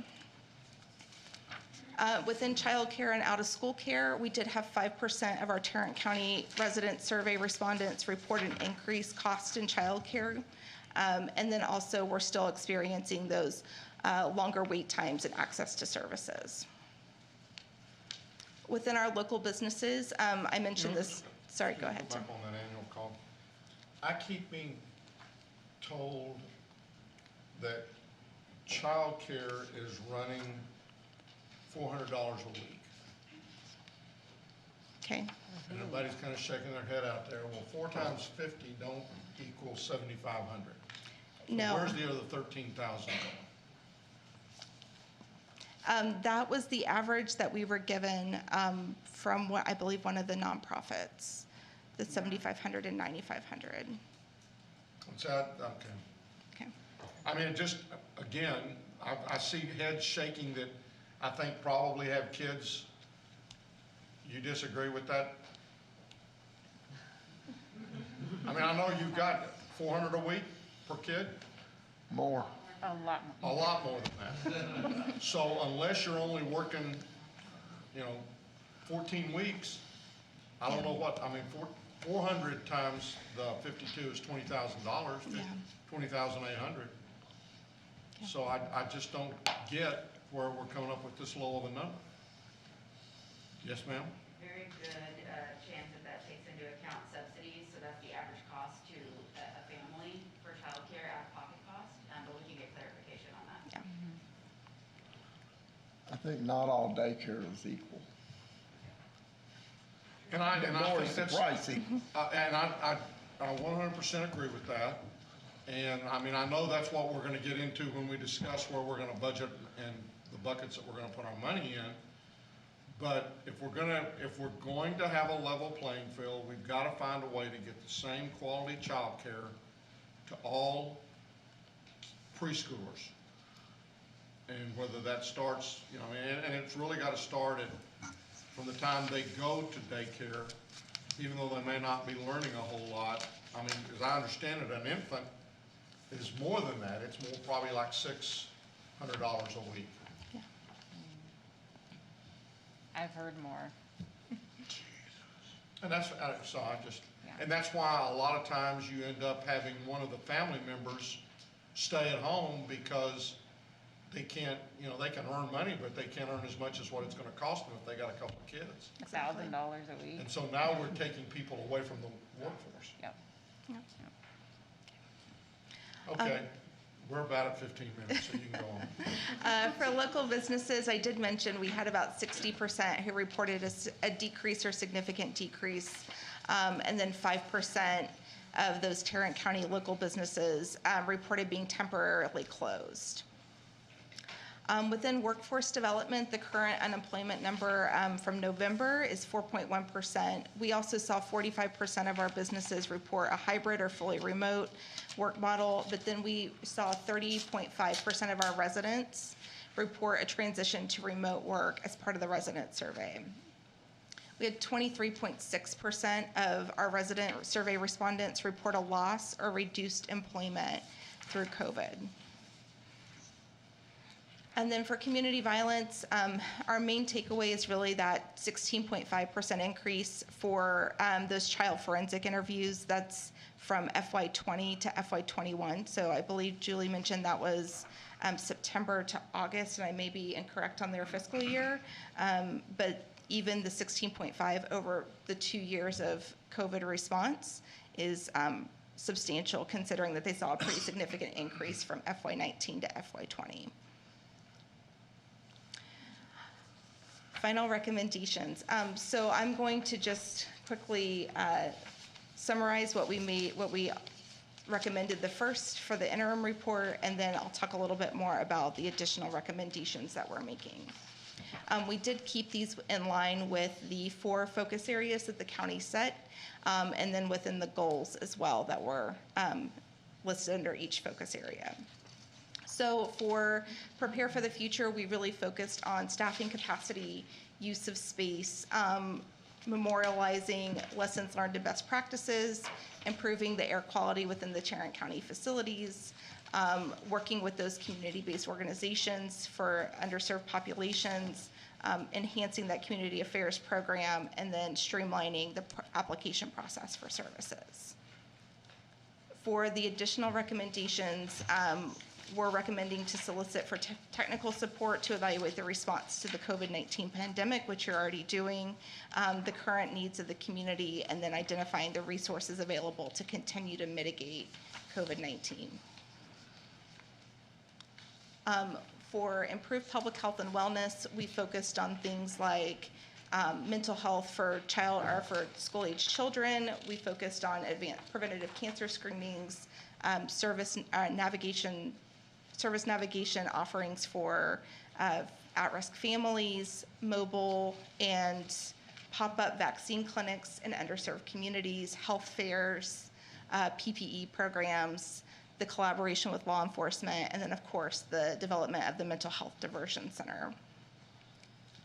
For our additional recommendations for improvement public health and wellness, we're recommending doing a public health operational study and public health informatics study, providing ambulance replacement, fire safety PPE, and enhanced radio and dispatch program expenses, as well as support solutions for youth in crisis.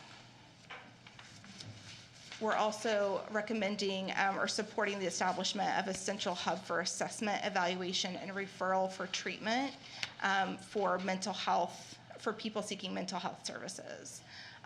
We're also recommending providing funding towards alcohol and drug addiction recovery, and then continuing to expand testing and vaccination efforts, determining quarantine and isolation costs, partnering with transportation providers for no cost to be able to access services, since that was one of the main issues that we kept hearing come up was how do we get there? And then also implementing a personal protective equipment and disinfecting supplies program, and then other activities that can prevent the spread of and response to, or enhance the response to COVID-19.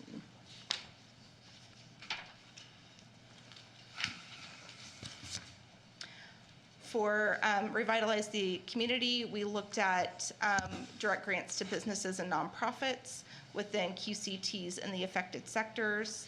We recommended technical assistance and entrepreneurship training to women and minority-owned businesses, and then enhancing support programs for those with dependents with disabilities.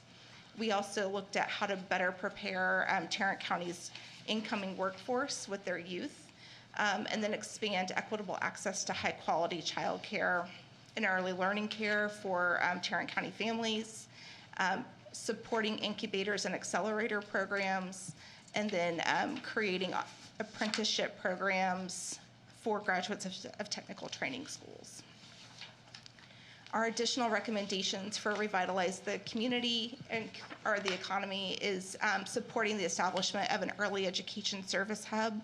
So similar to what you were talking about, Judge, is how do you really figure out how to access quality childcare, especially 0 to 5, and then be able to pay for it. Training and assistance for caregivers to help improve health outcomes across the board for clients. And then identify needed skills, developing that cross-functional team to identify the needed skills, recommend job training, and then how do we focus the development of the future workforce for Tarrant County.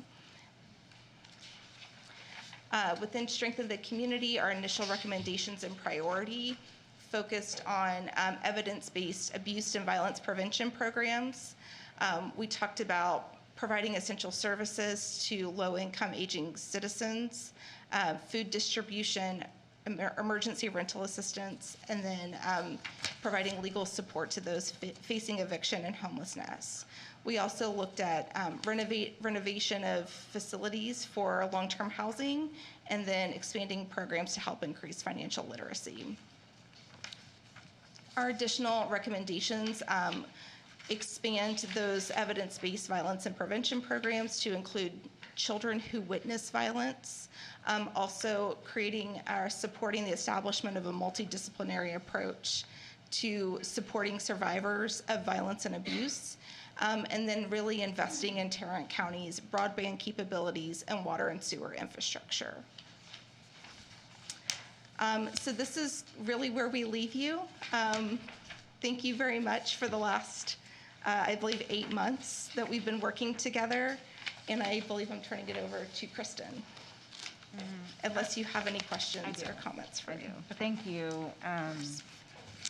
I do just want to say that I haven't had an opportunity to look at the big 200-page something report, but so some of this information may be in there, but I'm especially curious about those 50% of businesses who have indicated that they will close their business if revenue doesn't return to pre-pandemic levels, or they're very worried about their business won't survive. I know that the respondents were able to offer, I guess, their contact information, but I would really like to better understand what are the specific needs of those businesses. Not that the ones who are doing well, they will need support, but if we can keep businesses open, you know, especially ones that are near shuttering their doors, that would be really important. How would you suggest that we go about getting a better understanding from those business respondents? Yes, so we gave the raw survey data to Kristen and her team, and I believe that they have a statistician on staff who may be able to dig into that a little bit more based off of the comments that were listed in there. Okay. And then I know throughout there you specifically either highlighted an issue or a recommendation for work that we need to do to serve women and minority-owned businesses. But I'm also really curious of what we can do to specifically serve women, given that there are multiple factors that impact their ability to resume work or to work full-time and all of that. So is there data too there that will point to specific things? Okay, very good. Okay. And then my last question, oh no, you already answered that. Okay, that's it. Thank you, Katie. Any other questions? Good job. Yeah, no, you all have been great to work with. Thank you all so much. Now, are you a part of the after action? I am, sir. So we'll see you again? You will see me again. Very good, thank you.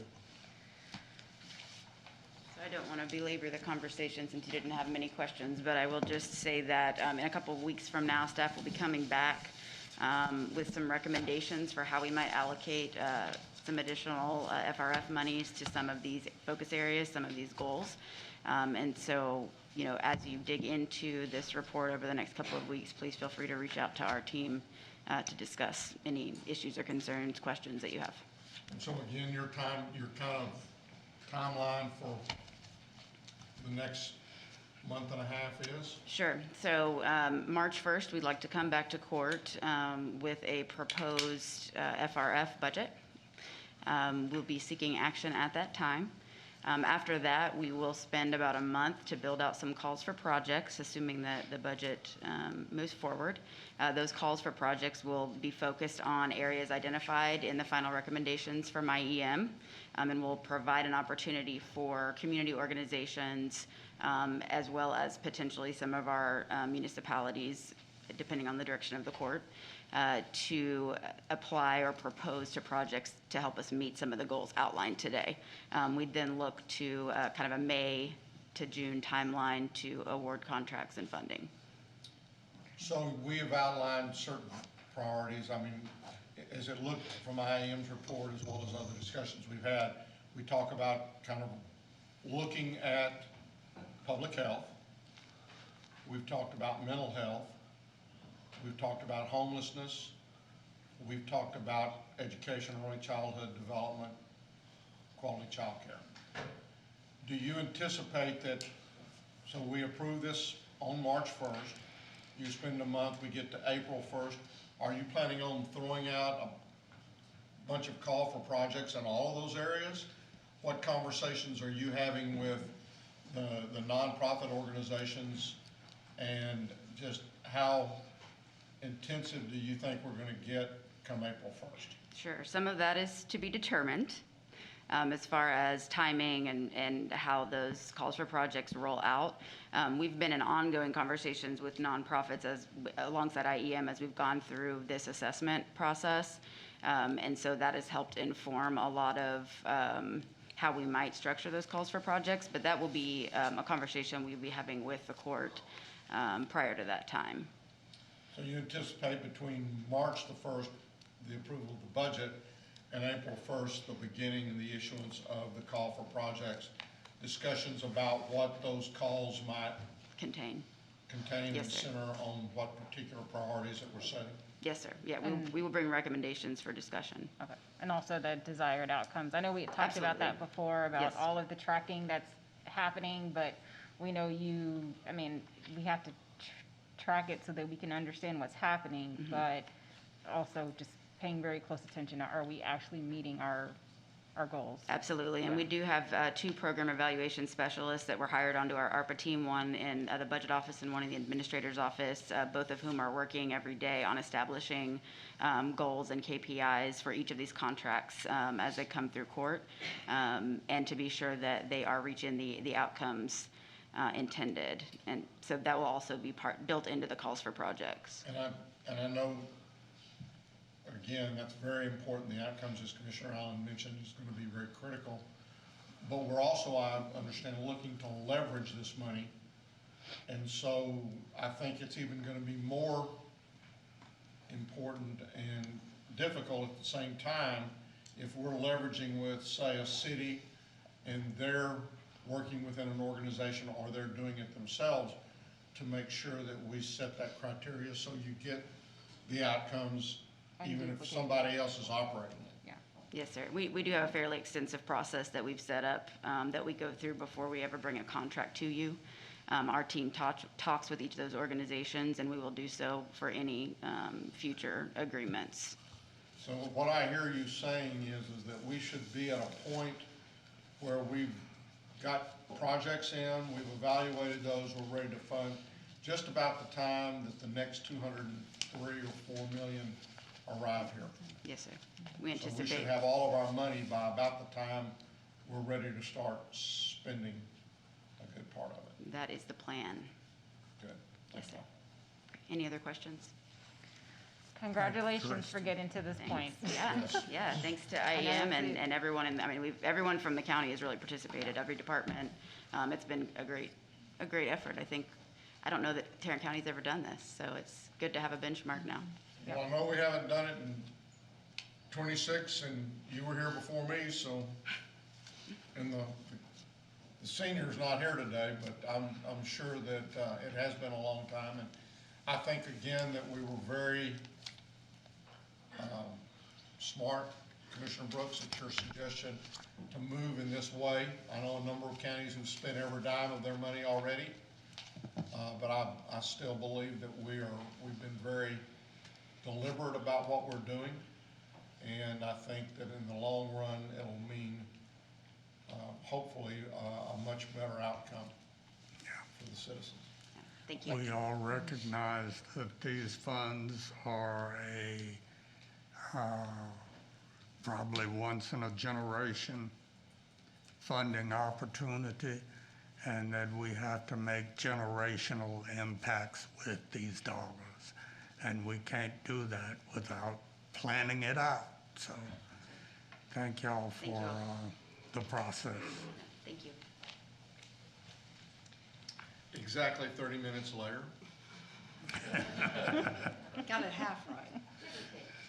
So the next item we have for discussion is the Naco pilot program for mental health first aid at work training, and Tina Glenn will present information on this item. Thank you, Lisa. Good morning. It looks like it's still morning. Good morning, Tina. So recently, we were approached by Naco with a request that Tarrant County participate in a pilot program, specifically, as Lisa mentioned, a training program called Mental Health First Aid. So this training, as it's developed, would help us as an organization determine and understand mental health issues, be able to recognize signs and symptoms that someone might be in trouble, and then, of course, help us to develop action plans. So Tarrant County would be, if the court agrees that we should participate, would be one of 4 counties that would participate in this pilot program. The other 3 counties, and again, a total of 4 across the entire country. The other counties would be Douglas County in Nebraska, DeKalb County in Georgia, and Westchester County in New York, and then, of course, Tarrant County would make the 4th county. This training is actually designed as 2 separate training options. The first is called General Awareness Training. It is developed specifically for leadership staff. What Naco is looking for this particular segment of the training would be 25 participants, 25 of our county leaders. This would be a 4-hour training session. It is virtual training. We did inquire, Judge Whitley, about in-person training, and that's not an option at this point. So it is virtual training. The second phase of this training would be they call it Mental Health Essentials. So this would be 1-hour training, again, virtual training, for up to 300 participants. So this would be broader training that we would offer. My understanding is that once all of the training, once the pilot training is finished, then NACO will take a look at the information, collect data from the 4 participating counties, and then use that information to determine whether or not NACO would be offering it to all counties on a go-forward basis. The goal would be to complete the training in the month of February, so we're on a pretty tight timeline. And of course, we would need the court's support, of course, to begin the outreach if we are going to participate in this pilot program. We have tasks, if the court says go forward, we've tasked Henry Tolstead in our office. Henry's our wellness coordinator, and I think he's still in court. So Henry, if you'll stand. So if we are going to move forward with this pilot program, we're going to task Henry with the outreach so that we can begin the training. We do have some dates that Naco has provided us with in the month of February, and so we think it's certainly something that we should participate in.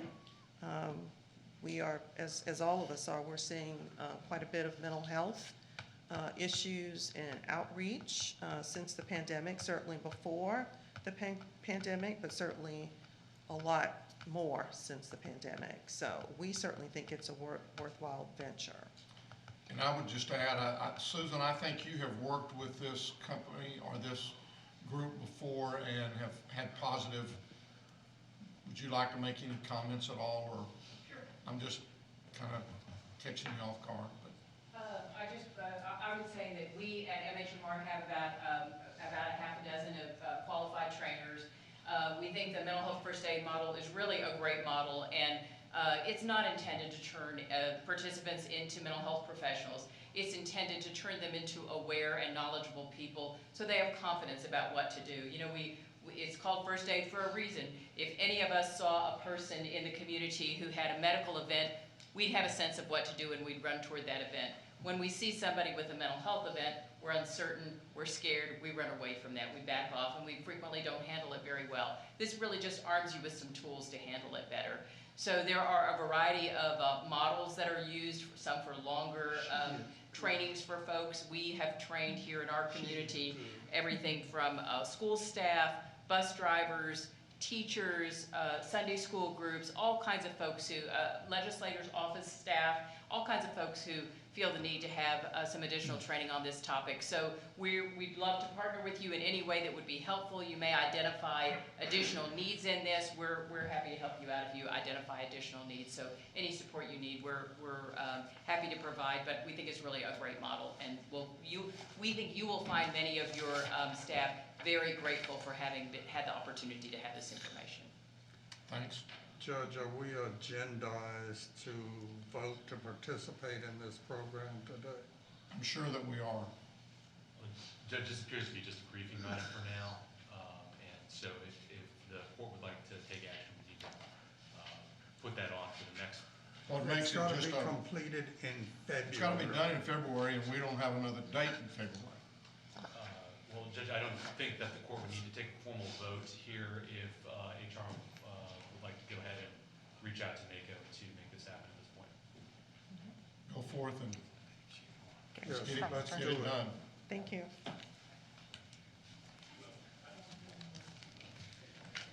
Next. Your Honor, the next item on the briefing agenda is a discussion of the vendor selection process for JPS bond program projects, and this was an item that the court had asked to be put on the agenda for this week. And I know that Ms. Duncan, Dr. Duncan is here. I worked with them yesterday. They sent a form out, and I know that each one of y'all have received a copy of their kind of suggested process. What I did last week, y'all asked me to put together some recommendations. So what I've done in this sheet that you see here is list the process step and then try to basically recap what JPS's suggestions were on the right side, and then on the left side just some beginning suggestions for the county. I think our mission here today is not to decide anything, but to ask any questions and try to understand if there are parts of the process that you're not quite sure what all is entailed in that. It gives you an opportunity to ask for that. I know I see the chair of the hospital board, Mr. Bowes, as well as Mr. Montgomery here from the board, and then I also see Karen and Daphne from the executive committee of the hospital here. I don't know which one of y'all might want to come forth and respond to any questions, but looks like Dr. Duncan drew the bean. And as I was going through this, Dr. Duncan, I will say that, do you have a copy of this? I do. I received that this morning. Thank you. It was well done. As I go down, the couple of questions that I had after looking at your stuff last night, I wasn't quite sure in item number 5, where you're reviewing the bid, recommending a short list of firms to be interviewed, who exactly was responsible, who you were suggesting would be responsible for doing that? So as the bids come in, the contract management team does the initial review to ensure that all proposals meet the criteria for the proposal. So it's a very objective process. At that point, they move through all of those that meet the criteria. Most times, all of the proposals will meet the criteria. At that point, the scoring committee is brought together. So the scoring committee actually determines who will be on the short list to interview? That's right. And They will move forward. And I guess, who is the scoring committee? So what we are proposing, currently the scoring committee consists of the program manager, which has brought us their representation, members of JPS facilities. There are internal experts depending on what that RFP or RFQ is, has the expertise around that RFP or RFQ. We have members of our diversity, equity, and inclusion team who are on that. That is all that we currently have on there. Our proposal is to be able to add 1 to 2 commissioners and 1 to 2 board members.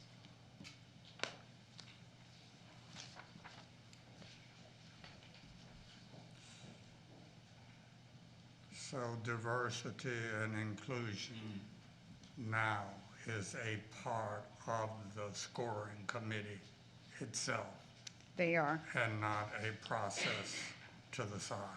No, so they start early on, along with case strategies from the program management team to help us form the right RFP, RFQ. But as far as the scoring committee that moves through the proposals, there is representation from our DEI team that sits on that.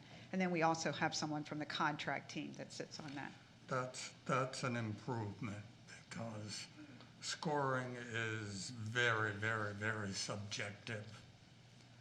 And unless you've got some diversity on the scoring team, then things can fall through the cracks, regardless of our stated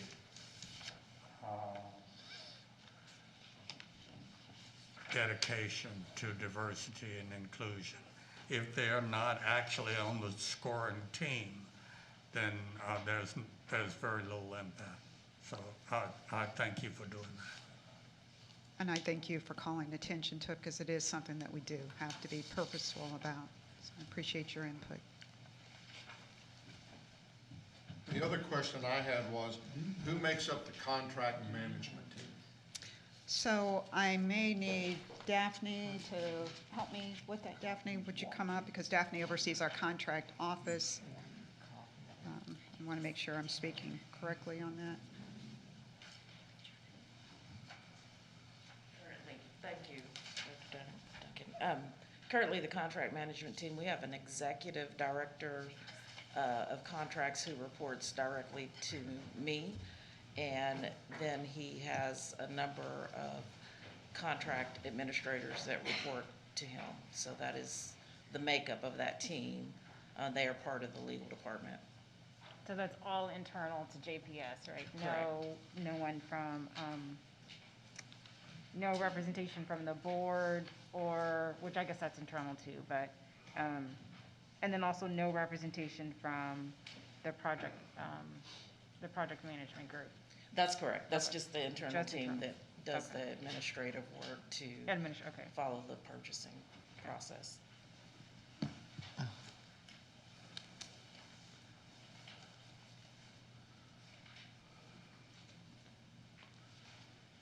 Did y'all have any questions with regards to what I kind of put down as county suggestions?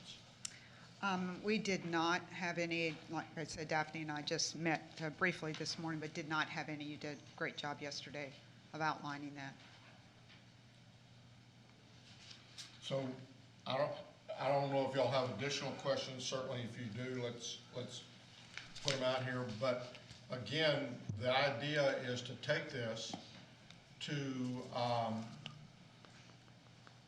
just think about it, look at it, come up with any suggestions, suggested changes. But I would hope that at either our March 1st or March 8th meeting that we will finalize this so that we're not going to in any way, shape, or form slow down future progress in that regard. And again, no pride of authorship, whatever suggestions or changes, but I think we need to make a decision so that the hospital board and us are going down that same path.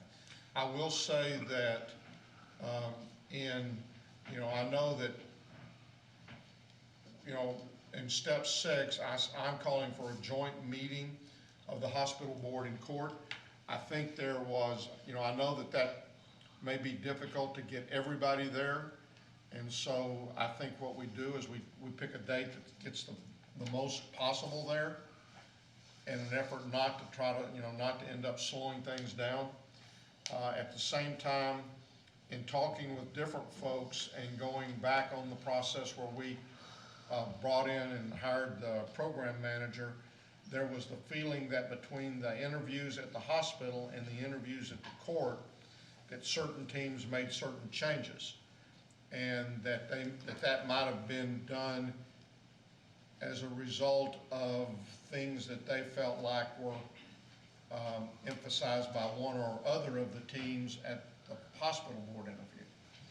And so in an effort to really be fair about it, I think if we can do them all at the same time and then go our own ways and do our own methods of evaluation, then we're not potentially giving one team an advantage over the others as we go forward. And so that's the reason I suggested a joint meeting as opposed to individual interview meetings.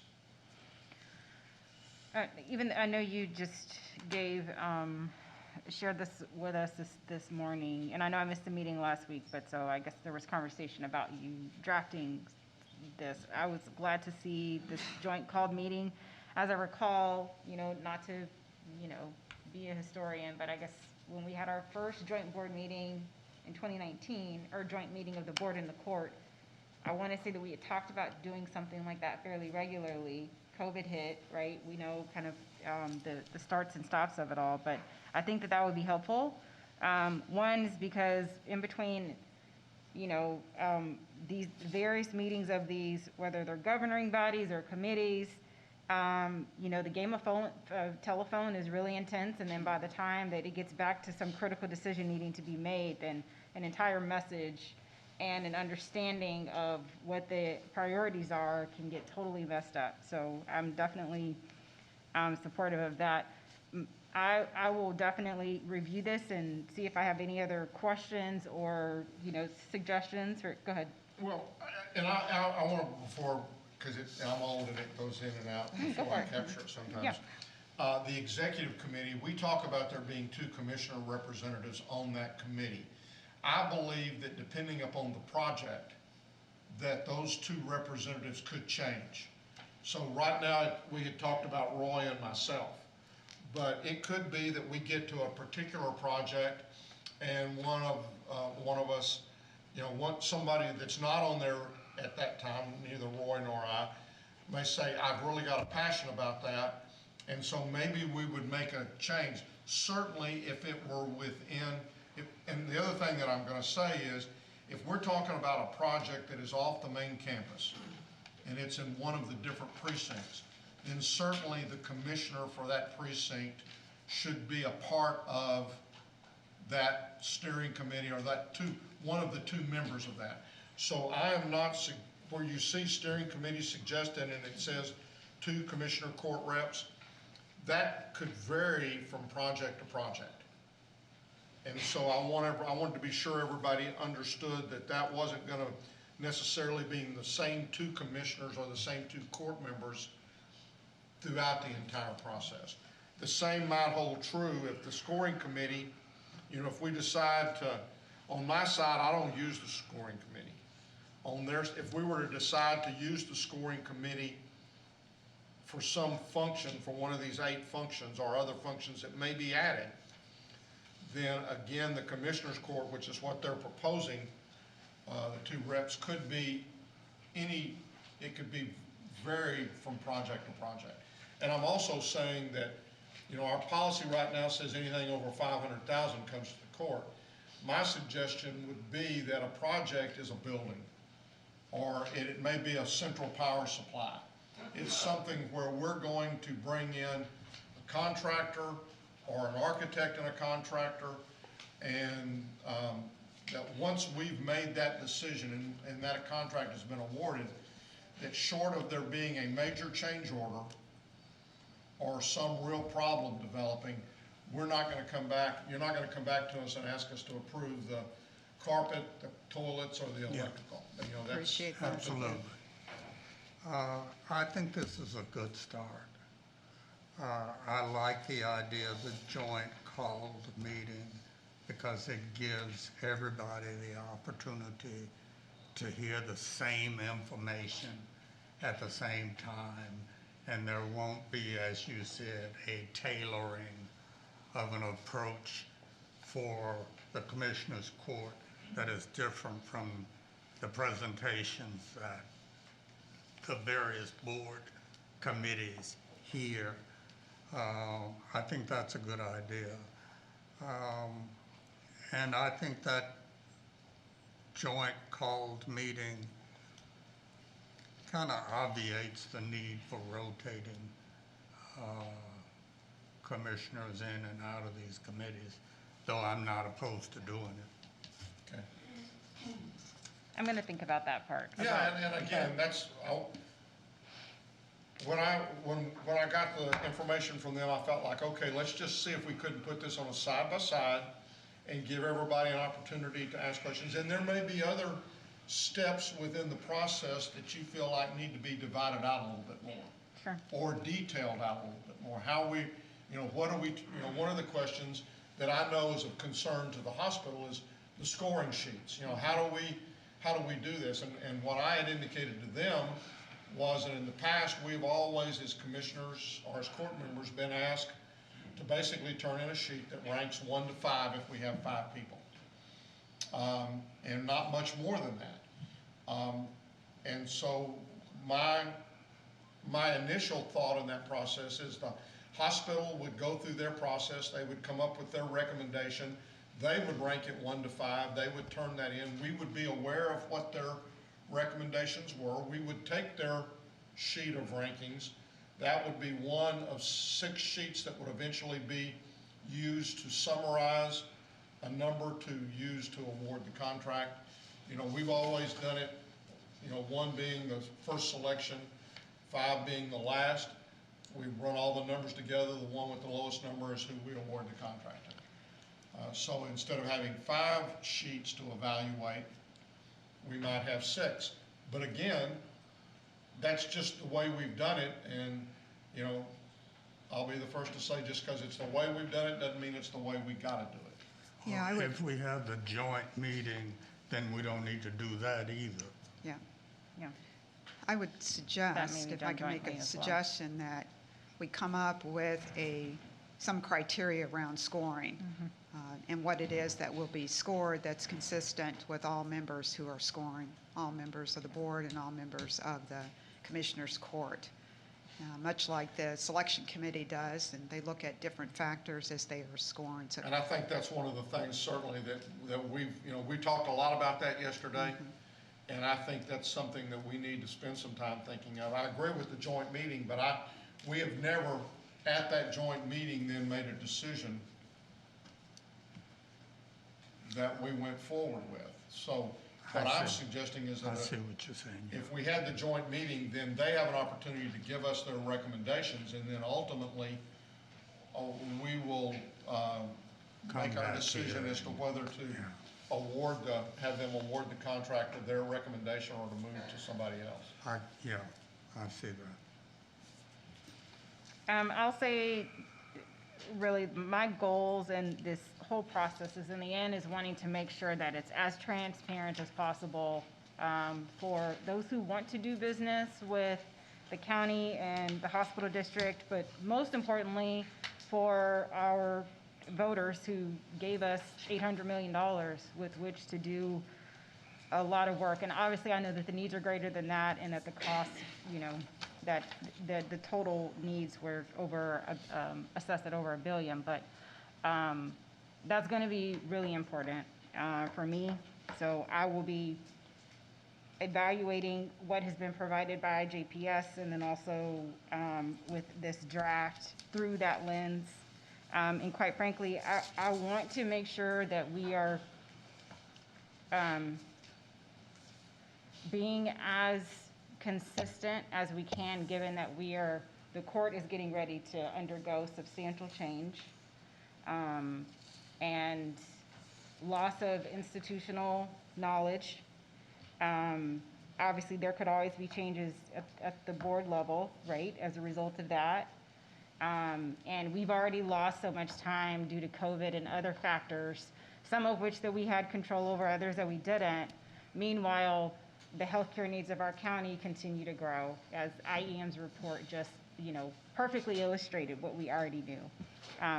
So those will be my major priorities, and making sure the process is as objective as possible, and that whoever assumes these roles and whoever is serving at the board level or in any of the executive positions can just keep the ball moving down the court. And what we would hope to do, and we've had a lot of internal discussion around, is really to have executive summaries at each point of this process that would be shared with the commissioners and with the board. So as we start to look at which of those proposals did not meet the criteria, that you would have that executive summary to look at and to weigh in on. So each level of that process, we would inform you as to what the outcome was of each of those processes. Thank you. And I think you made note of it, and I agree, just while we're here. Yes, we passed an 800, but we acknowledged at the time that it was 1.2 billion, and I'm suspecting that that's grown a little bit since that time. I have talked before with Mr. Early before he had left, as well as with Sharon, about putting more money maybe over into that future fund and looking at the reserves and looking at the number of days of operations. And I think that's something that I would like to see address, or at least somebody come forward and let's talk about that a little bit. And I know you and I have had conversations about, you're the CEO, but you've also put a very hard date on that December 31st of 2023, you're gonna be gone. You're gonna be sitting on the beach in Florida someplace. And so I would like to get some sort of an update on the search, the national search that we've talked about for your replacement, as to when that's gonna begin. And because I also know that it's gonna be incumbent in that if you were the COO, you're now the CEO.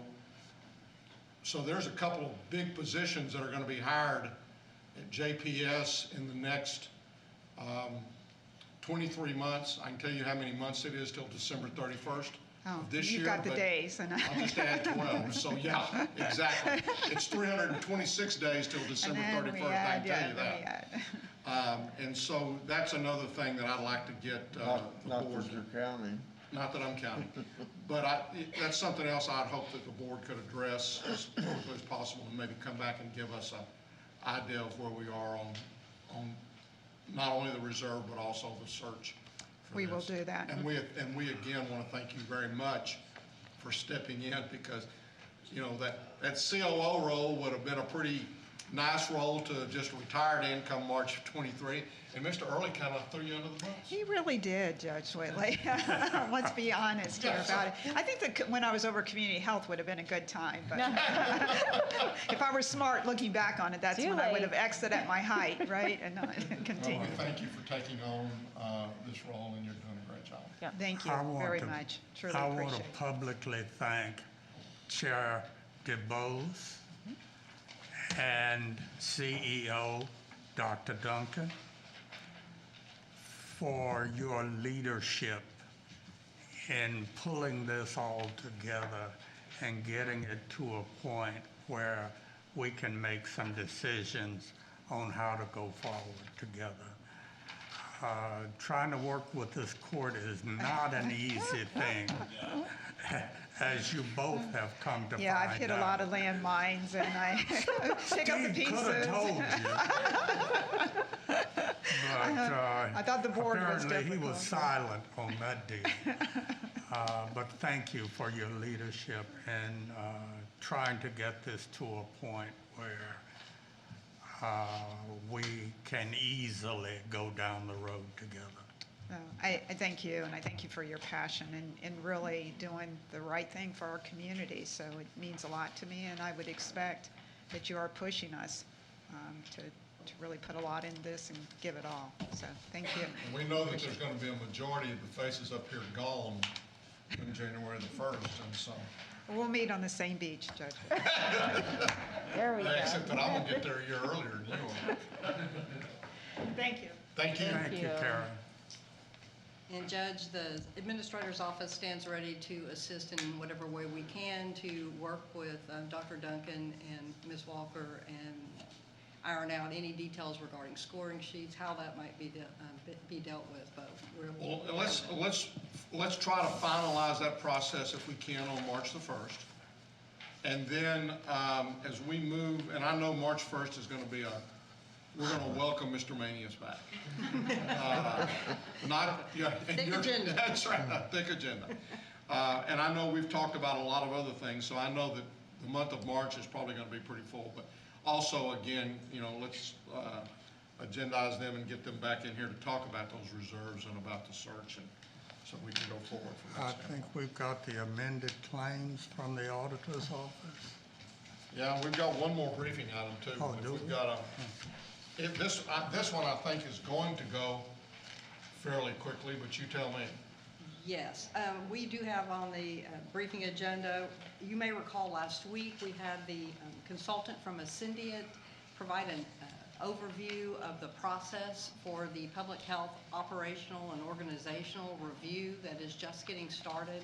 Part of that process is he discussed an advisory committee made up of 12 to 16, whatever number that we were looking at, that would provide just recommendations maybe on a monthly basis as to where they're going, who else they need to talk to, just kind of guidance. But we did want to put together a list, and the Public Health Department has put a list that I've put in your red folders of external agencies that we anticipate to be interviewed and provide input. It's this one, right? Yes. And similar to what IEM did when they interviewed over 120 different organizations and individuals in the community, this would be similar.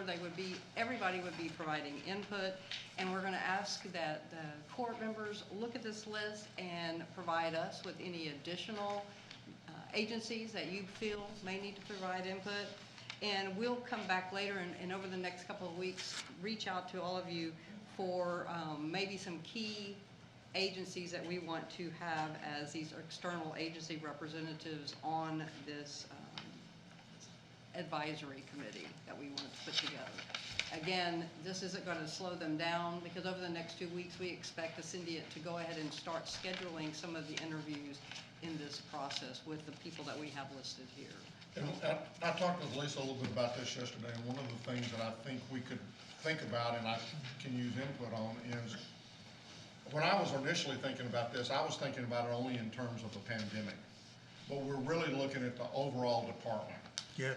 And so as a result of that, we may set up committees. One of them may, one of the things that we've said we really want to accomplish is a very advanced data collection, information type stuff. So that may be IT. We may have another one on epidemiology. We may have another one on, we do food, we do restaurant inspections. We do a lot of stuff, other immunizations. So we do a lot of things other than just react to a pandemic. certainly that's something that's gonna be a major part, I think, of this examination. But what we may wanna do is set up subcommittees that would include some of these, and then maybe a representative of that subcommittee would be a part of the 12 as we begin to try to build this out. Or there may be a different organizational structure, but, because as I look down this, I think, okay, there's a lot of other people who I think need to be on here, and we're already at 17 in county. And we could make this committee a committee of 50 before long, and it would really be useless. So Yeah, that's no, I just hear you. something to think about as we go forward with that particular area. So then, Lisa, you may have said this. When do you want us to give you back our feedback on additional? I will send this out electronically so you can have access to the listing and do this. And hopefully, we'd like to get this information back and your input by February 18th. Okay. It's all the briefing items we have That's all we before have, us still, the claims, including the addendum. Move approval of the claims, including the revised addendum. Second. Now, motion is second. Any discussion? Please vote. Motion passes unanimously. With that, I'll recess our open meeting to proceed to close, discuss items exempt under section 551.071, 072, 074, 076, and 087 of the Texas Government Code, and 0725 if we need it.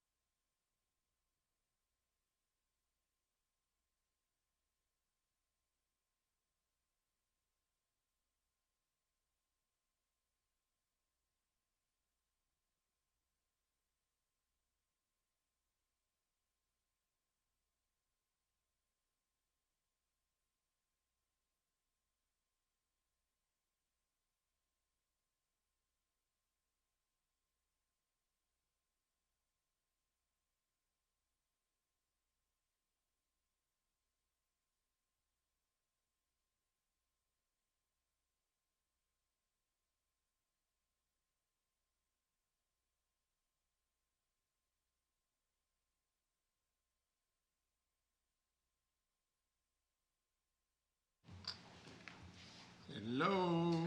I hear the clip clop of little feet headed that direction. Oh, no. There they are, they just blinked. I wonder if Devin's coming. Devin, are you coming? Having returned from our closed session, there being no business to conduct at this time, we stand adjourned.